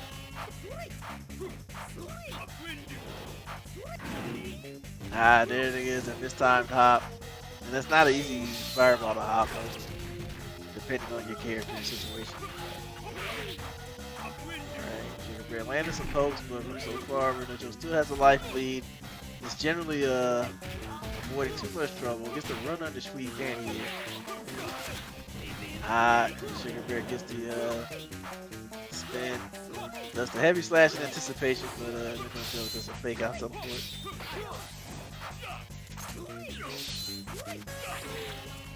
Ooh. Base out the spin, not a big punish on it, but still better than nothing. And got another one. Alright, gonna go ahead and burn that bar, but unfortunately, the light slash is too quick and catches Rindo Jo in the approach. The Sugar Bear game 1. Remember, top 4 is first to 3. いざ尋常に一本目勝負 Right. Start things out with a big jump in. Already committed to the crossover, so didn't get a big punish on that spin. Still got something and got a command grab follow up. So not looking too bad. Rindo Jo in control. Right, Kyoshiro in the rage and scoots on past the Toad. Grabs out of the recovery of the, the heavy slash. And Sugar Bear's gonna go ahead and just suicide out of the round and keep the rage intact.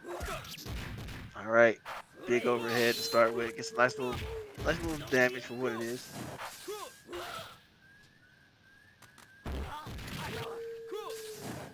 Alright, remember those slides, trying to keep Sugar Bear aware of the toes. Got a grab, throw it to the corner, and he gets caught by the flame. Probably didn't think it would reach, but respected it that time. Sugar Bear gets the awkward jump trade on the throw. He manages to get out of there. A big life deficit for Rindo Jo to overcome. There it is, that throw trade again. I believe that was a command grab that time. Alright, runs into the tsunami. Gets the air in the sweep, in the pursuit. I was about to say things are looking up for Rindo Jo, but in fact they are looking down.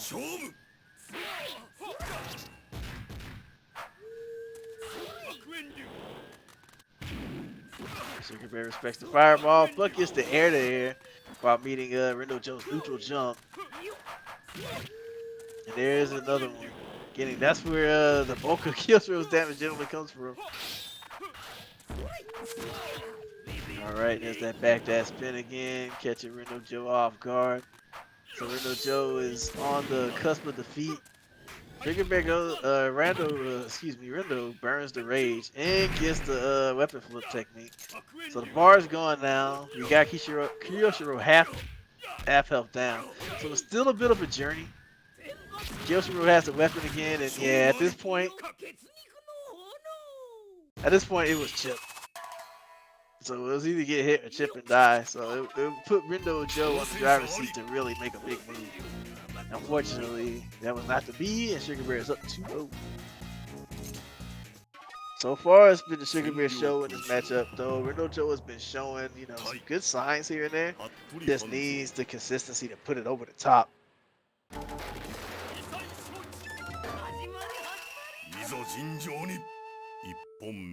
So we'll see if Rindo Jo has awareness of the big things that are happening, like the backdash spin, the air-to-air jump C's, and we'll see if Rindo Jo can make a plan to kind of avoid that stuff. Okay, but so far, Sugar Bear is winning the poke game, bringing down Hanzo with death by 1,000 cuts. Alright, that was a good trade for Rindo Jo. Got the knockdown, got the corner, but unfortunately, the aggression ended up with a neutral jump, falling heavy slash. So Rindo Jo took a lot of damage there. Alright, we're building up our meditation on both sides. Trying to have a state of nothingness that means something. Alright, nice trades. Still kind of back and forth so far. Rindo Jo gets the low teleport sweep. But goes right into the loving arms of Kyoshiro. Not where he wants to be. Sugar Bear was doing some preemptive pokes to kind of check Rindo Jo's usual aggression, but Rindo didn't bite that time and got in there for a throw, but we kind of back to the same old pace of running into pokes. But that is a pretty huge opportunity. Sugar Bear does not get a punish on the with pursuit, but does get the toad, making it a 3-0. I think Rindo Jo kind of went too blind in the aggression and ended up running into too much stuff, unfortunately. So that's Sugar Bear 3-0. Moves on to winners finals. So our next match should be Deka Fuma Death Cult versus Taoism Gamer.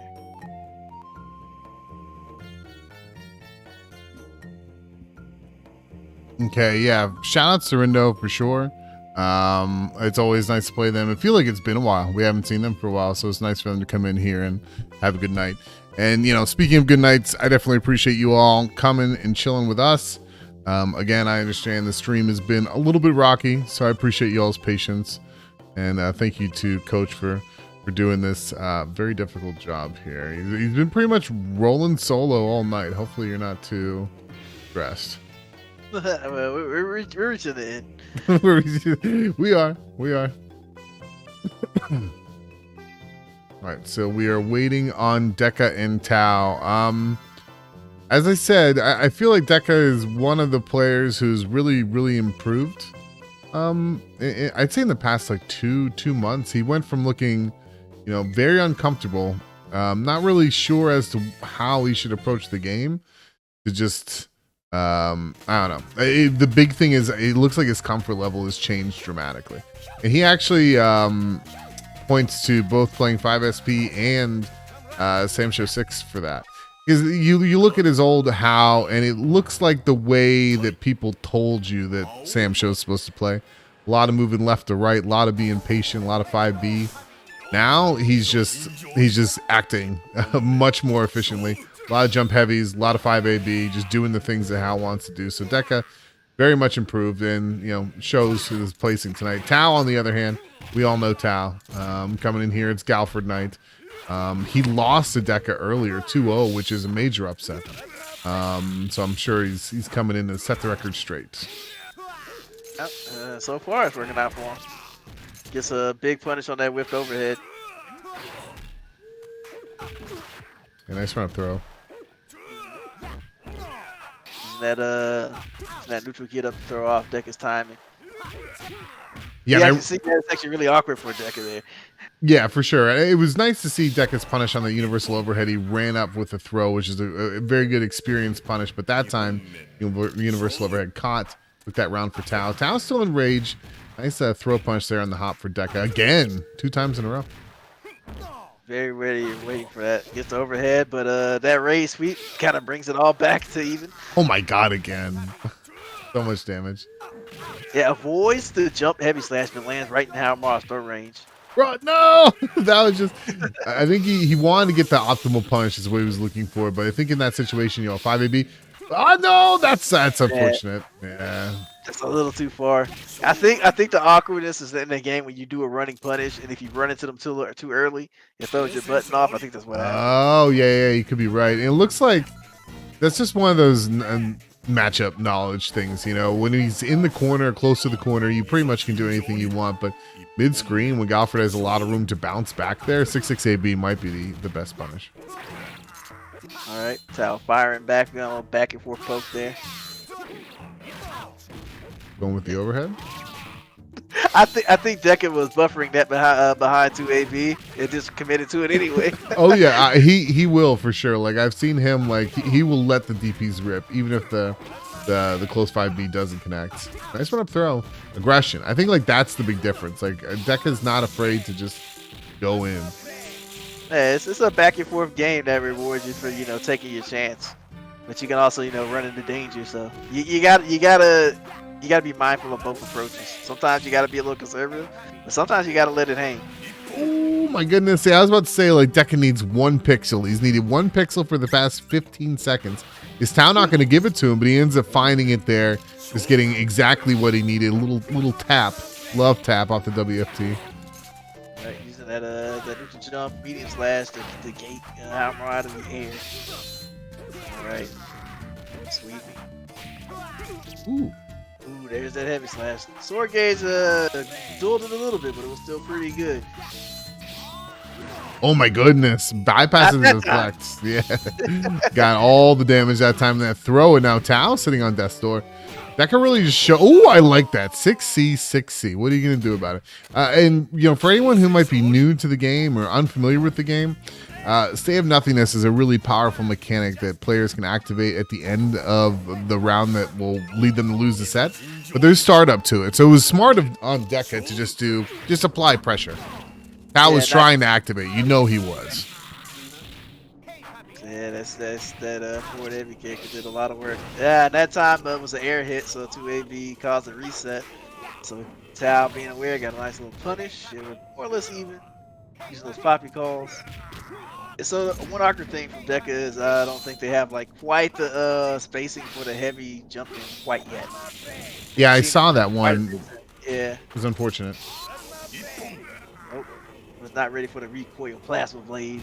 Yeah, that's something you really got to look out for. Like, what is my opponent doing when it comes to recoil cancels? Deka needs to make a note of that. He didn't respect the option. And he ended up losing the round for it. I guess a big meaty crouching heavy slash there. So Tao's playing a little catch up here, but has the corner. But there's that run up grab. 4%. Yeah, Tao got to it first. Genius level plays here. Universal overhead and the universal overhead. Right now, Town is applying a lot of pressure, and Deka just saying like, "Hey, get off of me!" Nice big pursuit off the projectile. Jumps to get out of the corner. Yep, that's a problem. Yeah, and I think you were sort of hinting at that earlier with the buffers on the overhead, like when that's something you want to sort of OS. You know what I mean? So maybe need to be a little bit more careful about that. If Deka has a list of things to work on, that might be near the top. Right, that medium slash, nice little poke, but again, stuff like that does not actively discourage players from just moving at you still. So you got to be mindful what will happen afterwards. Yeah. Well, if you thought swing assorted someone was going to stop them, make them reconsider, play 5 SP. It's not always the case. I guess that awkward jump trade with Thrab, and so Tao runs back in, is applying pressure. Oh, so that would have been a perfect jumping heavy, but again, that awkward timing. I think rather than the spacing, I think it's like the timing of when the button comes out for jumping. Oh, they gets it that time. Oh, but just goes right into the WFT, just committing too hard on specials, needing to confirm those a little bit better. Base the throw, but nothing happens, then runs in for the second one, does the throw that time. I like the idea though. The gears are churning. You know what I mean? There it is again. There it is. Unfortunately. Ooh, that's sweet. Yeah, you can't play too. Dalford generally does not kill you, but when he has that rage going on, you gotta watch your toes because his sweep is pretty fast and good. Deka also really need to consider their meter. Have we seen them use meter yet in the set? I'm not sure. But that jump B gonna take it. Deka is showing a lot of strong stuff there, but I also feel like if you're Deka Fumo Death Cult, like you might not be happy with that game, but if you go back and take a look at that, I think there is a lot of things that he can glean from that game and say, okay, I've got a lot of good stuff going on here. Here's, one or two things that need some work, which, that's half the battle. For someone who's been trying to learn fighting games for what 4 years now, it's so hard sometimes just to identify what needs work. But I think Deka can go back there and look at that set, and there's a lot of good, and there's definitely some things that he can improve on too. So promise ahead. Yeah, I definitely liked a lot of stuff like the aggression, the pace, using Hamaru's air-to-air options, and just general spacing tools. So I like that. Again, it's like, we talked about those buffer specials. And maybe one thing I would add is maybe, learning if you get more comfortable with the actual system tools. Sure. For sure. Deka coming a long way, and I'm really looking forward to seeing what they bring, but they're not out yet. We're talking like Nah. Realizing I've not been updated.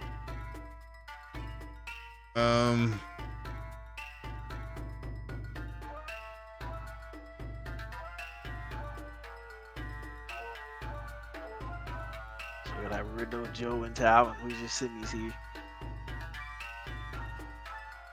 No, it's going to be me versus Town winners. Losers is going to be Rindo and Deka. Unless I'm tripping. Am I hallucinating? Oh, no, I just said Simi's first. But, yeah. Yeah, that's all I was saying. All right, word. Okay, so yeah, we're going to go to Rindo and Deka first. So let's do that. Oh, I did say Tao. Yeah, you're right. No, you're good. Yeah, my bad. No, all right. All right, so this should be a fun one. I'm looking forward to it. I feel like we have a handful of players who are just continuing to improve all the time, and these are two of them for sure, especially when it comes to the States. Both these fellas are from the States. Now that I think about it, I can't remember the last time we had a top 4 that was just a USA representation. What we have tonight. That's actually kind of wild. Yeah, maybe because you sent Gaston packing there. Dude, I didn't mean to. I swear to God. I tried to be so kind and patient about it. I was just like, I tried to be as clear as possible, but it didn't work out, I guess. He wrote me back. Yeah. Talk about it later. It happens. No hard feelings, but definitely wasn't my intention. All right. So Rindo and Deka have been called. We're going to wait for them to get started. They're thinking about it, and they're in. It's going to be Rindo on the left and Deka on the right.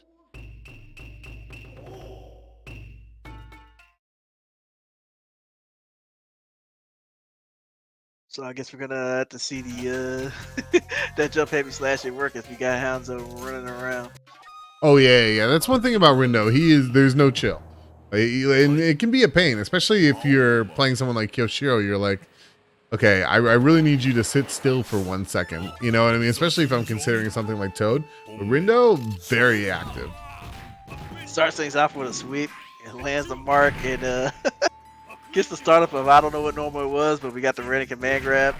Ooh, I really like the duck attempt there from Deka. That was cool. And no harm, no foul. It's one of those options where it can give you a big reward, but in a lot of situations it's relatively safe. Again with the duck, but nothing there. I think a buffer DP behind that would have worked, but it definitely would have been hard to pull off. The recovery on Hanzo's command grab is very quick.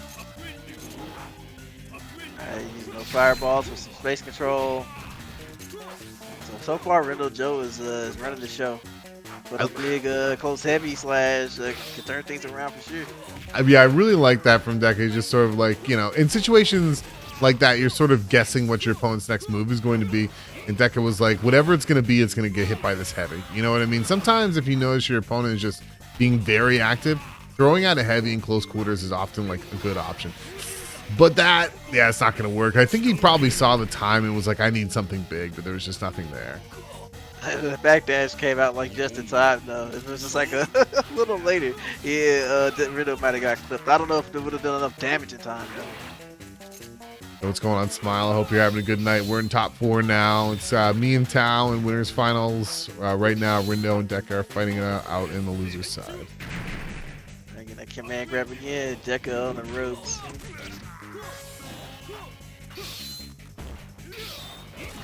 Yeah, there it is again. But it works out in Deka's favor that time. Yeah, no, there was no backdash, no air reset or anything there. Rindo just wasn't ready for the recoil, but Deka now deep in the blue. You need to consider meter here. Okay, a little pursuit, not going to reach. Jump, throws out I like that poke, the little poke on recoil from Rindo. That should close it out, but no little pursuit. Yeah, it looks like they missed it. I saw something come out, but nonetheless, those slides are doing a lot of work. For sure, yeah. Deka, Rindo, as I said, just being incredibly active, and Deka's like, how do I trying to figure out the way to slow this dude down? Yeah, this is time what you kind of referring to earlier, where you just sometimes you gotta sweep the screen with the heavy slash with Halmaro just to see how Hanzo's moving. Oh yeah, for sure. Going fishing, you know what I mean? Like it's gonna cover a big chunk of the horizontal space. I like those little checks up close though. Just sort of, hey, you need to relax.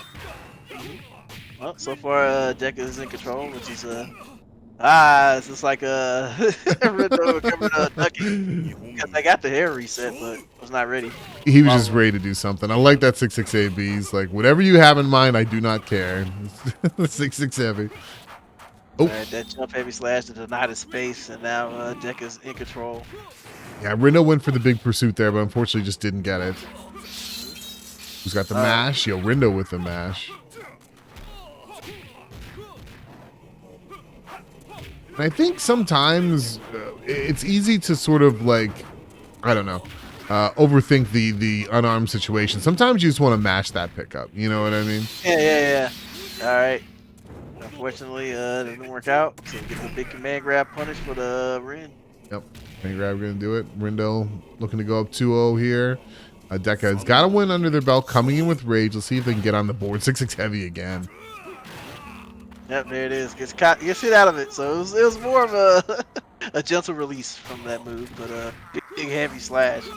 As again, you gotta check Hanzo's movement. Yeah, man, it's such a beautiful button. You know what I mean? Like, it's a thing of beauty for sure. You see right there, Rindo got swept, but the return versus the risk are disproportionate generally versus most of the cast. Yeah, I would agree. And now we're in this blue moment here. Okay, there it is. Yep. Oh, Too early.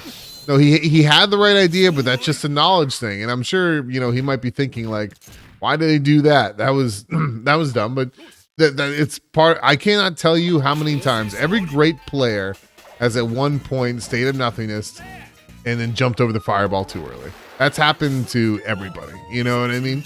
The thing to do there would have been just to chill, wait for the fireball to pass a little bit, then jump in. Yep, definitely, like you said, it was a really good call. Oh, the air.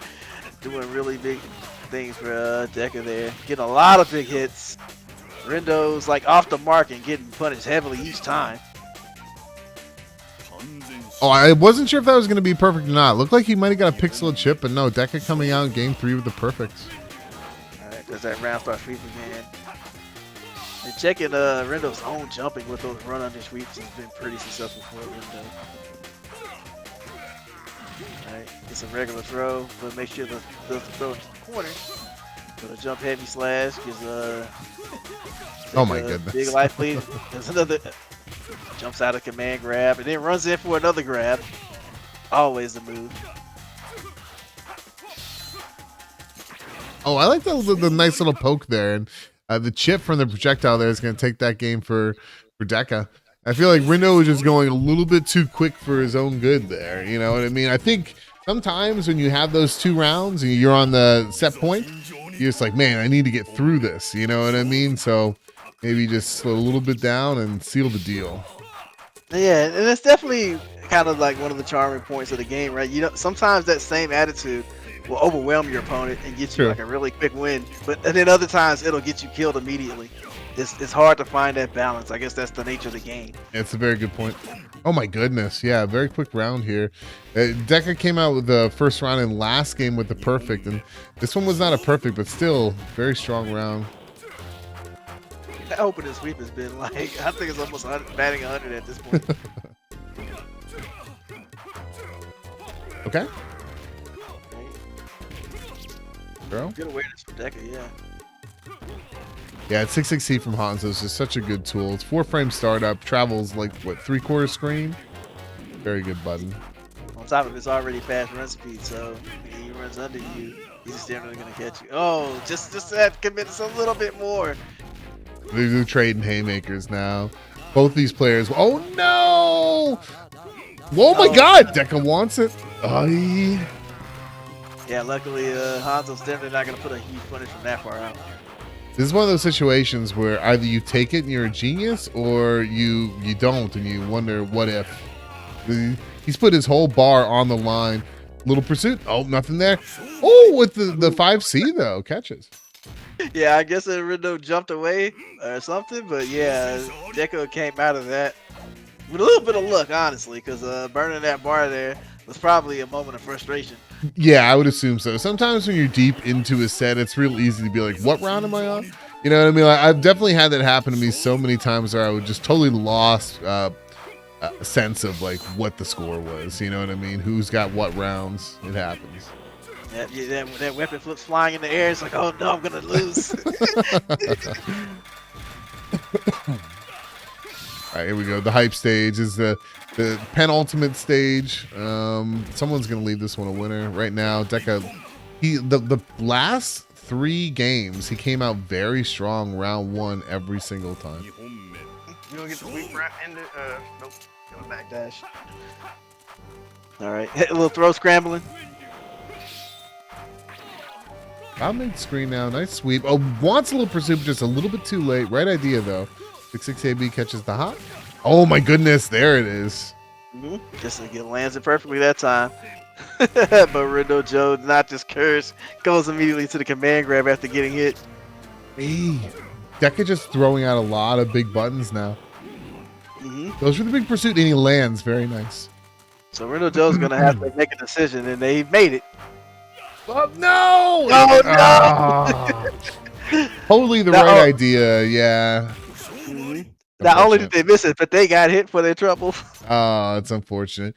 Good stuff to both players. Rindo had the right call there, but just execution error in the end. But shout outs to Deka for turning it around. Like, it looked like that was Rindo's set, and Deka was able to sort of settle himself and adjust. And Rindo showed a lot of promise there as well. Good stuff from both players. Yeah, that was 2-0, like from Rindo's side, and then ran it back 3 matches. So good stuff from both players for sure. Love to see it. Yeah, Deka's going to be moving on to losers finals. Unfortunately, our homie Rindo is heading home for the evening. More home than he already is right now, but shouts to him for joining. Definitely a good showing today, making it in the top 4. It's really good stuff. Deka's day is not over. He's going to be fighting the loser of our next match. It's going to be me versus Tao in winners finals. We fight at the cave in grand finals every Tuesday for weeklies, pretty much is what it feels like. Tao wins, I'd say, about 7, 8 out of 10 times, but you know, we'll have some funsies.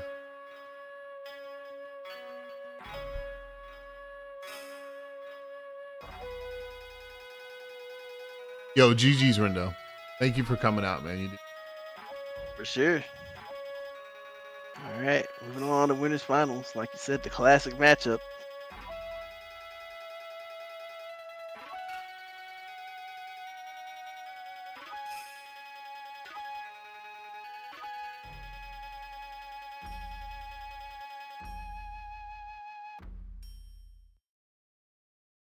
All right, Sugar Bear versus Tao, the DMV Classic. Josephi versus Galford.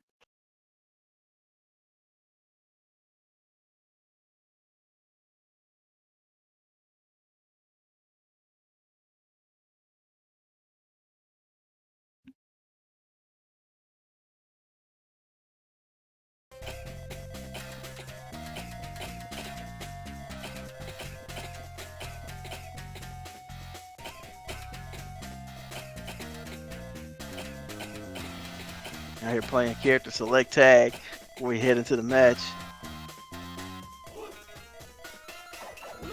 All right, so there's the matchup we expected. It's time. 対ガルフォードいざ尋常に1本目勝負 All right, he's already starting out with the poke game, and Tao. Sugar Bear already beat Tao earlier today, so we'll see if Tao can get a repeat. Sugar Bear can get a repeat. Excuse me. All right, there's doing those deflects to try to keep Kyoshiro honest about those pokes. At least put some awareness out there that you might have a bad time. So Tao's up in the aggression, running some mix, blocks the backdash spin, something that's been very highly successful for Sugar Bear tonight, just like overall. All right, some run under medium slashes. All right, waits it out, gets the sweep punish, Poppy gets the overhead, and runs that overhead hit into some command grab mix. Tao, first round on the board. All right, Sugar Bear starting out with the overhead. Tao was not ready for it. Gets hit out of the plasma blade startup twice, in fact. Getting knocked down over and over by that overhead. He gets caught jumping. Sugar Bear looking like he's in full control of this. But Tao gradually bringing it back with some little hits here and there. All right, rolls into the command grab. Classic. Strike heads is not the most damaging thing, but the knockdown and control is always welcome, especially against a character like Yoshiro that can keep you out consistently. Blocks on the overhead. Oh no. I think Tao was worried about getting punished. It was instinctively holding up, which is actually what gave Sugar Bear the hit there. Oh no, with the jump kick. I think that was supposed to be something else. And these command grabs, again, not the most damaging. But yeah, awkward state of nothingness there, but Sugar Bear eats it out just barely with the jumping heavy slash ear to ear. I thought Poppy was gonna stop that state of nothingness, but it looks like that was not the case. Sugar Bear blocking the feet, trying to avoid getting hit by that nuke of a sweep. Yep, there it is. And you see Tao just like really trying to apply it. It punishes the plasma blade on block. Something kind of unique to a character like Kyoshiro from that kind of range. At least that easily. All right, hops, gets the command grab. What are we gonna do? We're gonna run through. Goes under, but good hop from Sugar Bear. Avoids the grab. Or it might have been out space. Who knows? Little back and forth poke in there. Nobody can miss on the recoil. Just poked out of plasma blade again and is not ready for the toad. Oh, misses the pursuit, but here he is again. Was not ready for it. This is Sugar Bear's been hitting people with that setup all night. So Sugar Bear went on the board. Tao taking a moment to consider, you know, get his breath. Now he's back in there. What a night. Keep in mind, folks, we are in winners finals.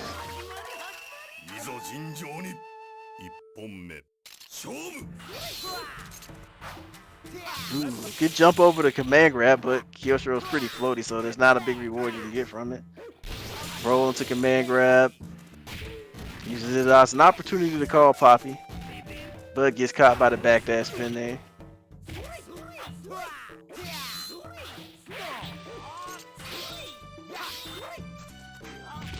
Ooh, good jump through the poke, or hop rather. Gets the pursuit from Poppy, but it's not ready for the Toad.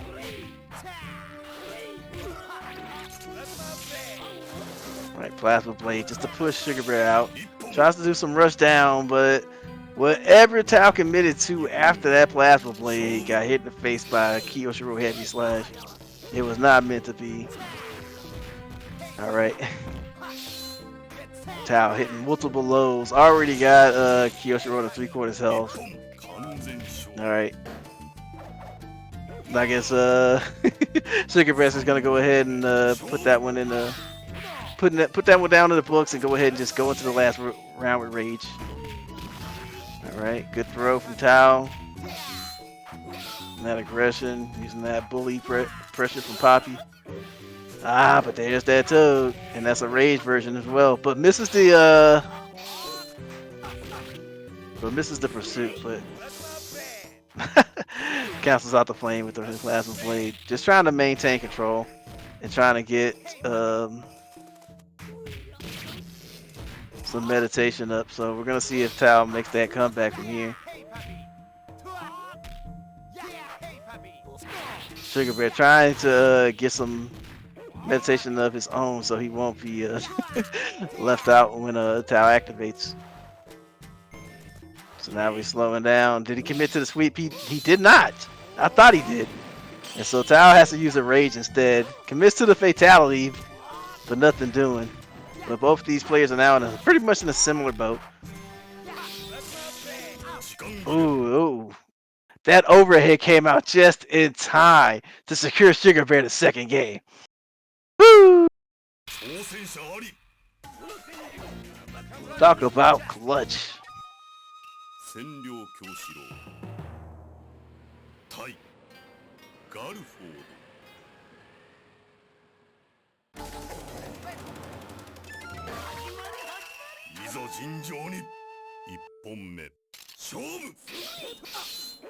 Oh, we started out with a big deflect at the beginning of the round. And then Tao playing around the concept of picking up the weapon. Doesn't quite commit. And it's using kind of Sugar Bear's, you know, urge to protect it, you know, to his advantage, which is some pretty interesting stuff from Tao. But it might be a little too much of a plan because Tao was getting poked down a little bit. And Strike Heads does not inspire confidence in controlling the game. At least not too much. Ooh, good jump kick. Stop the frog.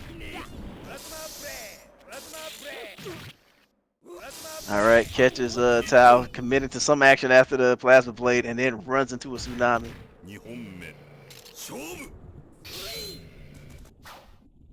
Ooh, rolls back, but does not have a special on deck to punish the grab with.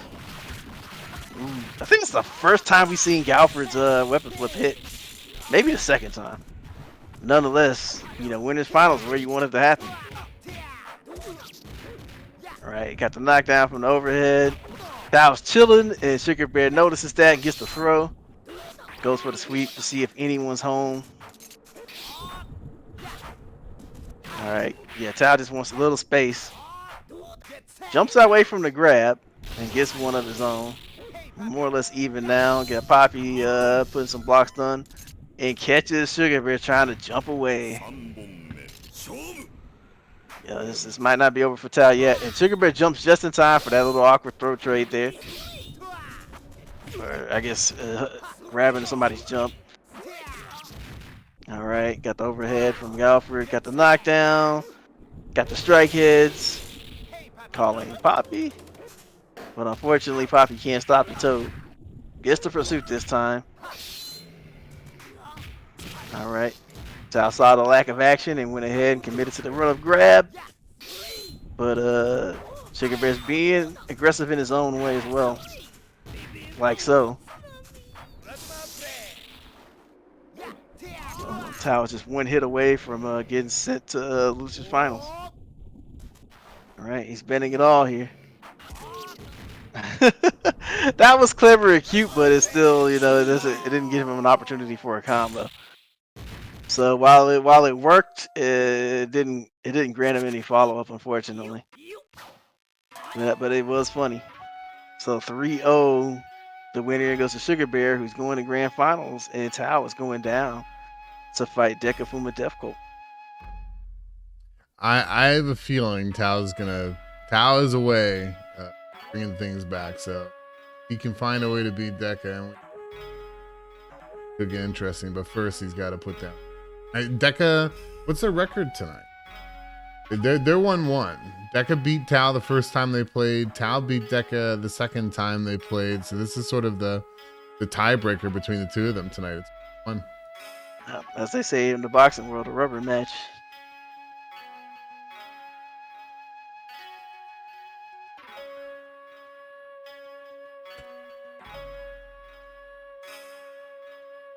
Thank you again to everybody who's come through tonight. I definitely appreciate you all. I hope you all have had fun.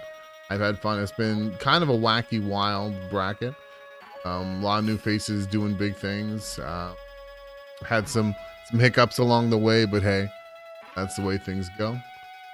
Okay, if I can't say King Wild load, that's fine.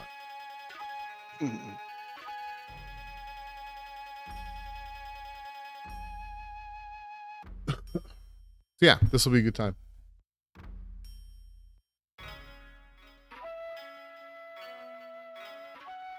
I definitely appreciate your help, Coach, coming through and all this work. Yeah, no problem.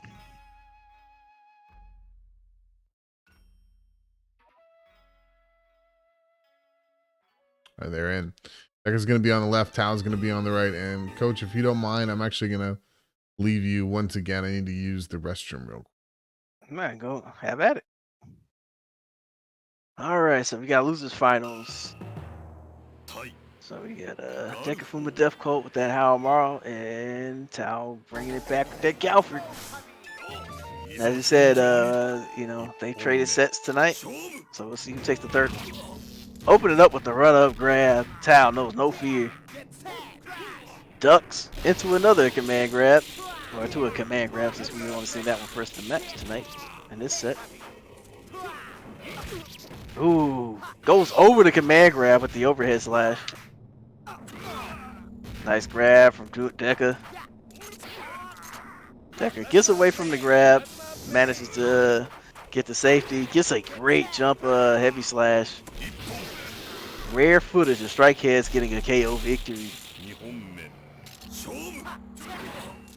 Right, nice air-to-air medium slash, but Deka fires back with the heavy DP and it lands the mark.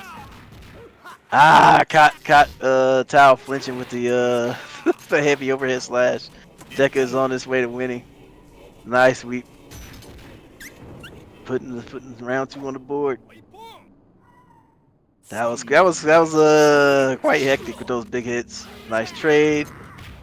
Going in Galford's favor though, but Deka fires back with the crouching heavy slash. Jumps into Poppy. Ooh, gets caught trying to reach with a big old weapon flip. Tao secures game 1 off of an amazing read there.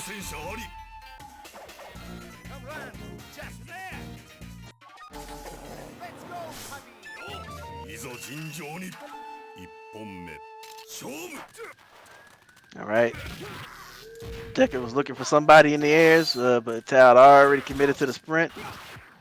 But this time, catches pay dirt with the jump heavy slash and manages to combo to the grounded heavy slash, giving a huge life lead for Deka. hops into the grab, using that forward kick to keep Tao from moving. Like when your opponent gets too antsy, sometimes those small low commit buttons like that keep them in check. Good stuff from Deka. All right. We got some whiffs going on, but everyone's still kind of moving. Nothing big yet, but Tao scores the first hit, gets the corner, gets that poppy pressure, punishes Deka a little bit for jumping, but Deka finds the mark with that far heavy slash. Goes for another one to catch that grab, but the recovery is a little too quick.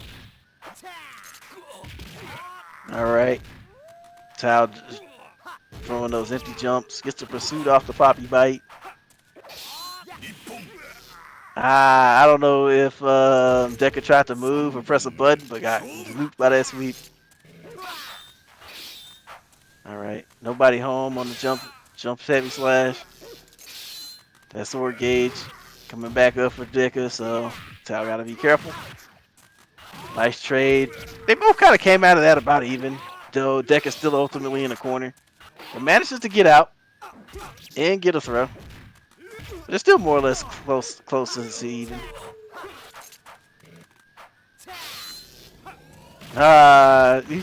Unfortunately, that mistimed hop cost Deka that match. There you go into game 3. I'm pretty sure it's the same situation where Deka was looking for the grab, but there was like a slight moment of cross-up, I think, which caused Deka to jump the hop in the wrong direction. But nonetheless, it cost him the match. All right, good back throw from Deka. Following up with that heavy slash, got Tao on the ropes. Tao coming back with that plasma blade. Back turn combo. Ooh, roll into strike heads. All right, Tao basically brought this back with some clever decision making and some aggression. Unfortunately, jump back for Deka, jumps into the plasma blade. And Tao just speeding across the screen, and I think Deka's not quite sure what to make of it. And now it's trying to sweep the screen just to stop Galfred. That's why you're seeing those heavy slash coming out. But in this particular round, I think Tao's been a little slippery. And a good standing kick to anti-air to secure the round. Because that was still very dangerous for Galfred. And gets us heavy slash to start out with. So Halmar already down to 3rd health. But Deka has the means to come back. But Tao looking firmly in control. Tao's playing like an absolute lunatic. I respect that DP because Tao's just been playing nuts again. Yeah, you gotta give him a reason to calm down. Sometimes. All right, does not fall for the 3rd time, but okay. That time runs up for the running heavy. The lesson learned. This is so scary though. Oh, the deflex. Ooh. Yeah. And I definitely understand that there because that's where Deka's been putting that heavy slash in those situations, like so. They're very clever of Deka to run in and commit to the throw there. Nice heavy. Yeah, great punish from Tao. Oh, I like that weight from Deka, but he wasn't ready for a punish. Just baiting out something because he knows Deka is pretty willing to do stuff like that. Oh my goodness, this is getting a little wild. And I feel like this might come down to who can use their bar better. No, it's going to come down to a throw. Yep. Very good. Yeah. Go ahead. I was saying that situation is very common for Deka to go to the throw, which is understandable. You got a character running in your face in this game, but Tao actually is rarely committed to the throw in that corner in that situation in the end game. Yeah. See that's the thing. I mean, if there's the bar, like those really close matches, come down to use of bar. Like time slow could have done a lot of damage there, but no worries, dude. You played super well today, so I think you have a lot to be happy about. Though Tao ended up taking that 3-0, I still feel like most of those sets were very close. And yeah, you got 3rd. Good stuff to everybody involved. We got one last game, so then let's do it. Yep, great matches for both of them. And so, yep, grand finals. We're getting our Get our second rubber match of the night. There's mine.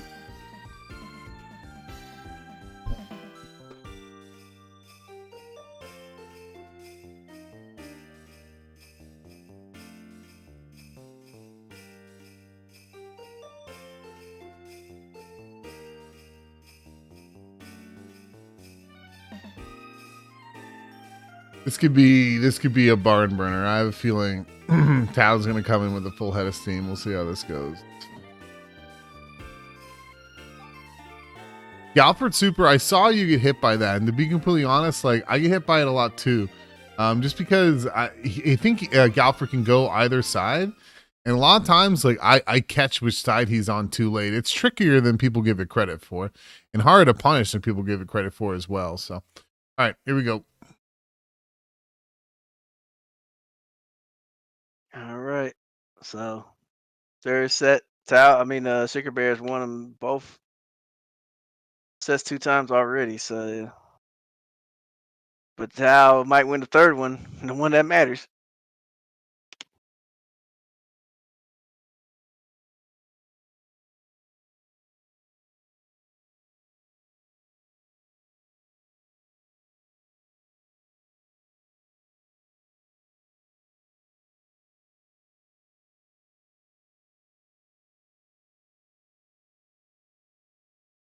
Are we having technical difficulties?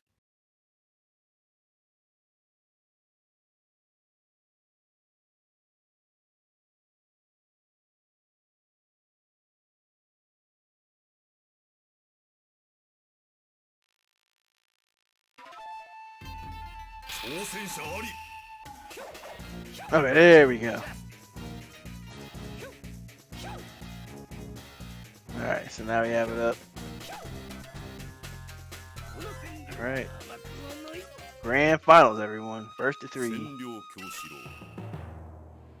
Did Tao already get a win?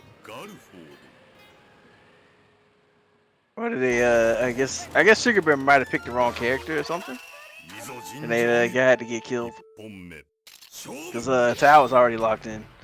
So that's what I'm gonna assume happened, unless Sugar Bear says otherwise. So Sugar Bear going in for the grab. Already has Tao cornered. So Tao has to go ahead and commit out of this corner. Trying to hit the deflect. Trying to get something, but yeah, Kyosuro has that long range low to discourage you from deflect. At least annoy you out of it. Alright, Tao taking this real slow. Tries to run in for the grab after getting cheeky, but gets hit. But nonetheless, we're still not terribly out of Tao's favor. The life lead on Tao, Sugar Bear is just very slight, but it's gradually winding with these small hits. Alright, nice running overhead on Tao. He gets the plasma blade, things are evening out. Alright, Sugar Bear just slightly too far to retaliate, and that timer's going down. Alright, started things off with that Kyosuro overhead, gets the knockdown, pulling Tao into the corner. Tao takes the recoil wars to an end with a throw. But there's Sugar Bear coming back in from the top rope. Alright, that running slide into the life pursuit. Woo! Uses the momentum off of that that jab to go to the back dash spin. Catches Tao off guard. Tao looking for anything. Even though Kyosuro is the one cornered, you know, Tao is like does not have enough health to be super aggressive here. Has to make the read that's very right. And unfortunately, it was not sitting still.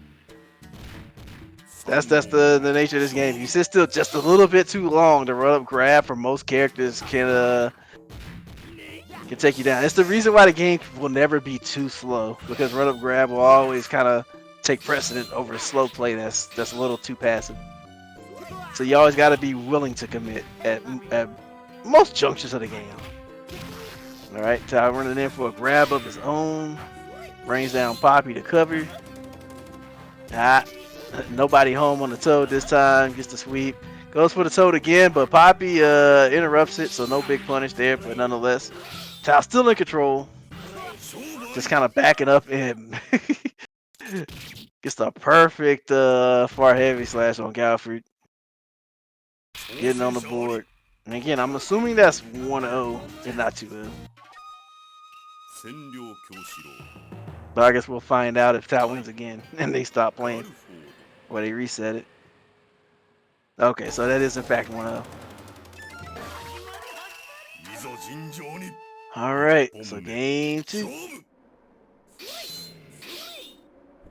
Alright, just poking.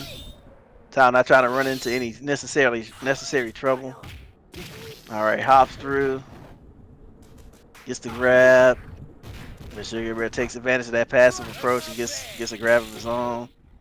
Tao misses the pursuit, but Sugar Bear's punish is a little too slow. Goes for it again and is in dreadful state. Ooh, a big cross up.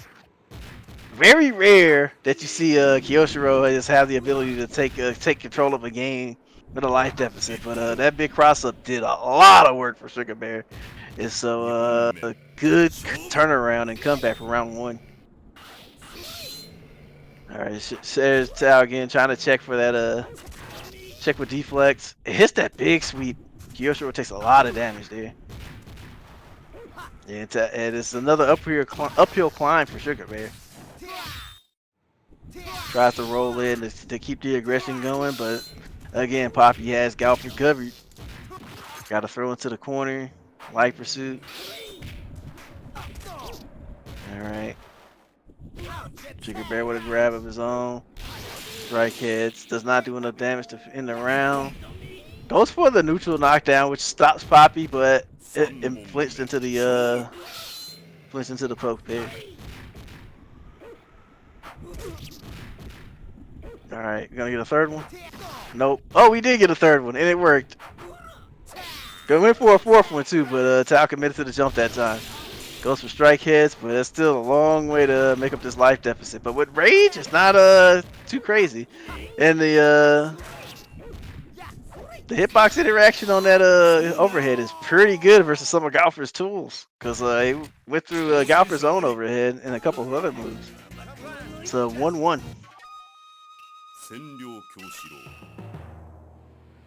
Sugar Bear trying to end this set, not trying to do the reset.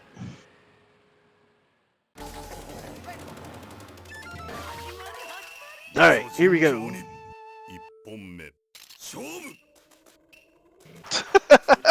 The boldest run up grab, but Tao does not capitalize off of it.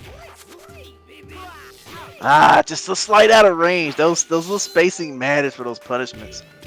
Just a couple pixels away from getting a big hit on Kyoshiro for whiffing. All right, Poppy lands on the mark there. Sugar Bear doing a little backdash to get some space. Tries to jump in, but it's not quite on the mark there. Tao gets a back turn combo. It's now in control here. But that overhead again. Tao has not had a strong answer to it. Like, even though it was blocked there was no real punishment put on there. But, you know, Tao took the momentum. It ramped up the aggression. And then Poppy seals the round.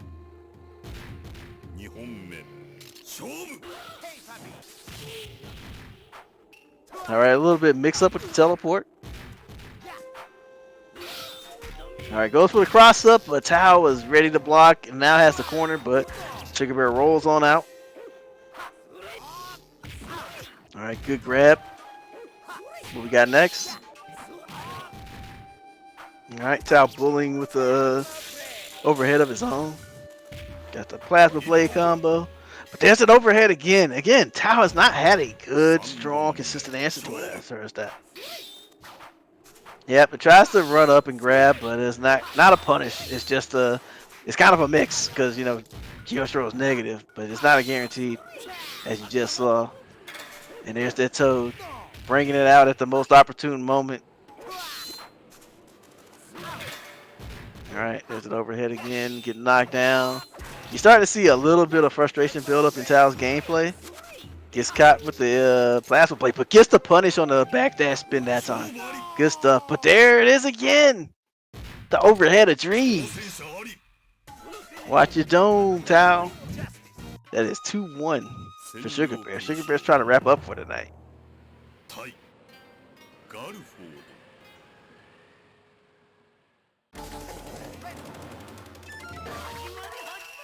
ざ尋常に一本目勝負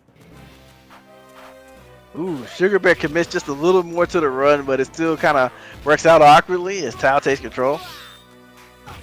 But runs in again for the throw after the recoil. Ooh, Tao running in for a throw, but not quite in range, so gets the hop. Now we got these poppy calls just to keep Sugar Bear's forward movement just a little bit honest.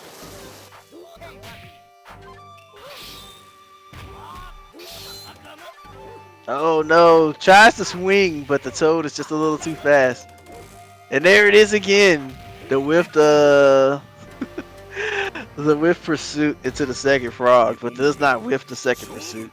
And seals the round, in fact. Round start overhead from Kiyoshiro. Whiff punish overhead from Kiyoshiro. Whiff punish overhead from Kiyoshiro.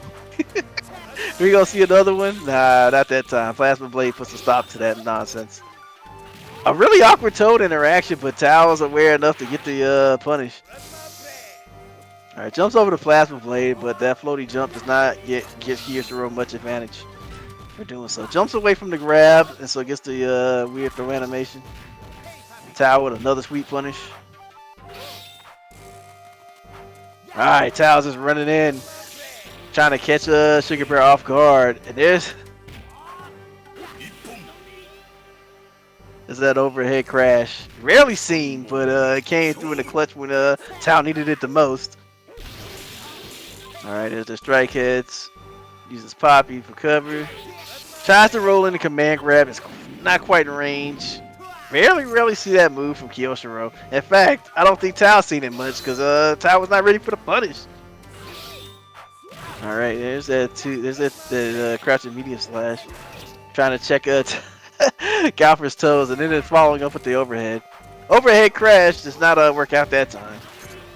But nonetheless, Tao scored the throw, so nothing bad happening there. Got the sweet punish. So Tao runs in to grab Kiyoshiro after the blocked overhead. But the Toad grabbed the throw with animation. Is Sugar Bear going to win this off that overhead? Is that what's about to happen? Nah, there's a state of nothingness. A backdash spin. Goes straight into the invincibility. I think Sugar Bear already had that primed right before the state of nothingness, and then they committed to the spin after the flash. But nonetheless, that is a 3-1 for Sugar Bear. So congratulations to our streamer, our TO, and champion. It's I wish I could play more, but like, man, after tonight, I feel like tonight was rough, dude. Not your fault at all. You were fantastic. It's hard to juggle all this stuff. But I want to play and give a good experience to the players. Like, we had 2 misunderstandings. It's like, man, tough, dude. Yeah, it's unfortunate. But anyways, I want to give a shout out to Tao, still the undisputed DMV5 SP champion. I would need to beat him like 3 or 4 times in a row for that to even be up for discussion. So, shouts to Tao. I'm looking. We're gonna do this again tomorrow night. if y'all didn't know, if y'all are near Northern Virginia, you can come play 5SP with me and Tao. We play every single Tuesday. We have pretty decent sized brackets. I'd say it's between 9 and 11 people every single Tuesday. Always good shit. Thank you to everybody who entered. Thank you to everybody who watched. Thank you to everybody for their patience. This was probably the roughest one in a while. That's totally my bad. I really enjoy the game, and I enjoy sharing it with you guys. And I hope you all enjoyed playing it or watching it. 5SP is a really cool game. Coach, thank you for your contribution. Any words, my friend? First of all, thanks for inviting me. Thank everybody for tuning in. Without you guys watching, there wouldn't really be much point of a stream. And thanks for everybody who participated and put a show on for everyone and showed everyone what Samurai Shodown 5 special is about. Yeah, it's getting late. But yeah, other than that, I had a great time, and I hope you all did too. All right, folks, thank you again. We will see you, 2 weeks from now? Yeah, every other Monday. It's not next Monday, but the Monday after that. And while I have you guys, we are prepping for DTKs, proper DTKs are coming back. $100 prize pool, regular bracket, matcherinos, all that stuff. Expect that not to be the next one, but probably the one after that. So DTK, keep an ear out. It's coming up soon. All right, folks. Have a good night. Peace.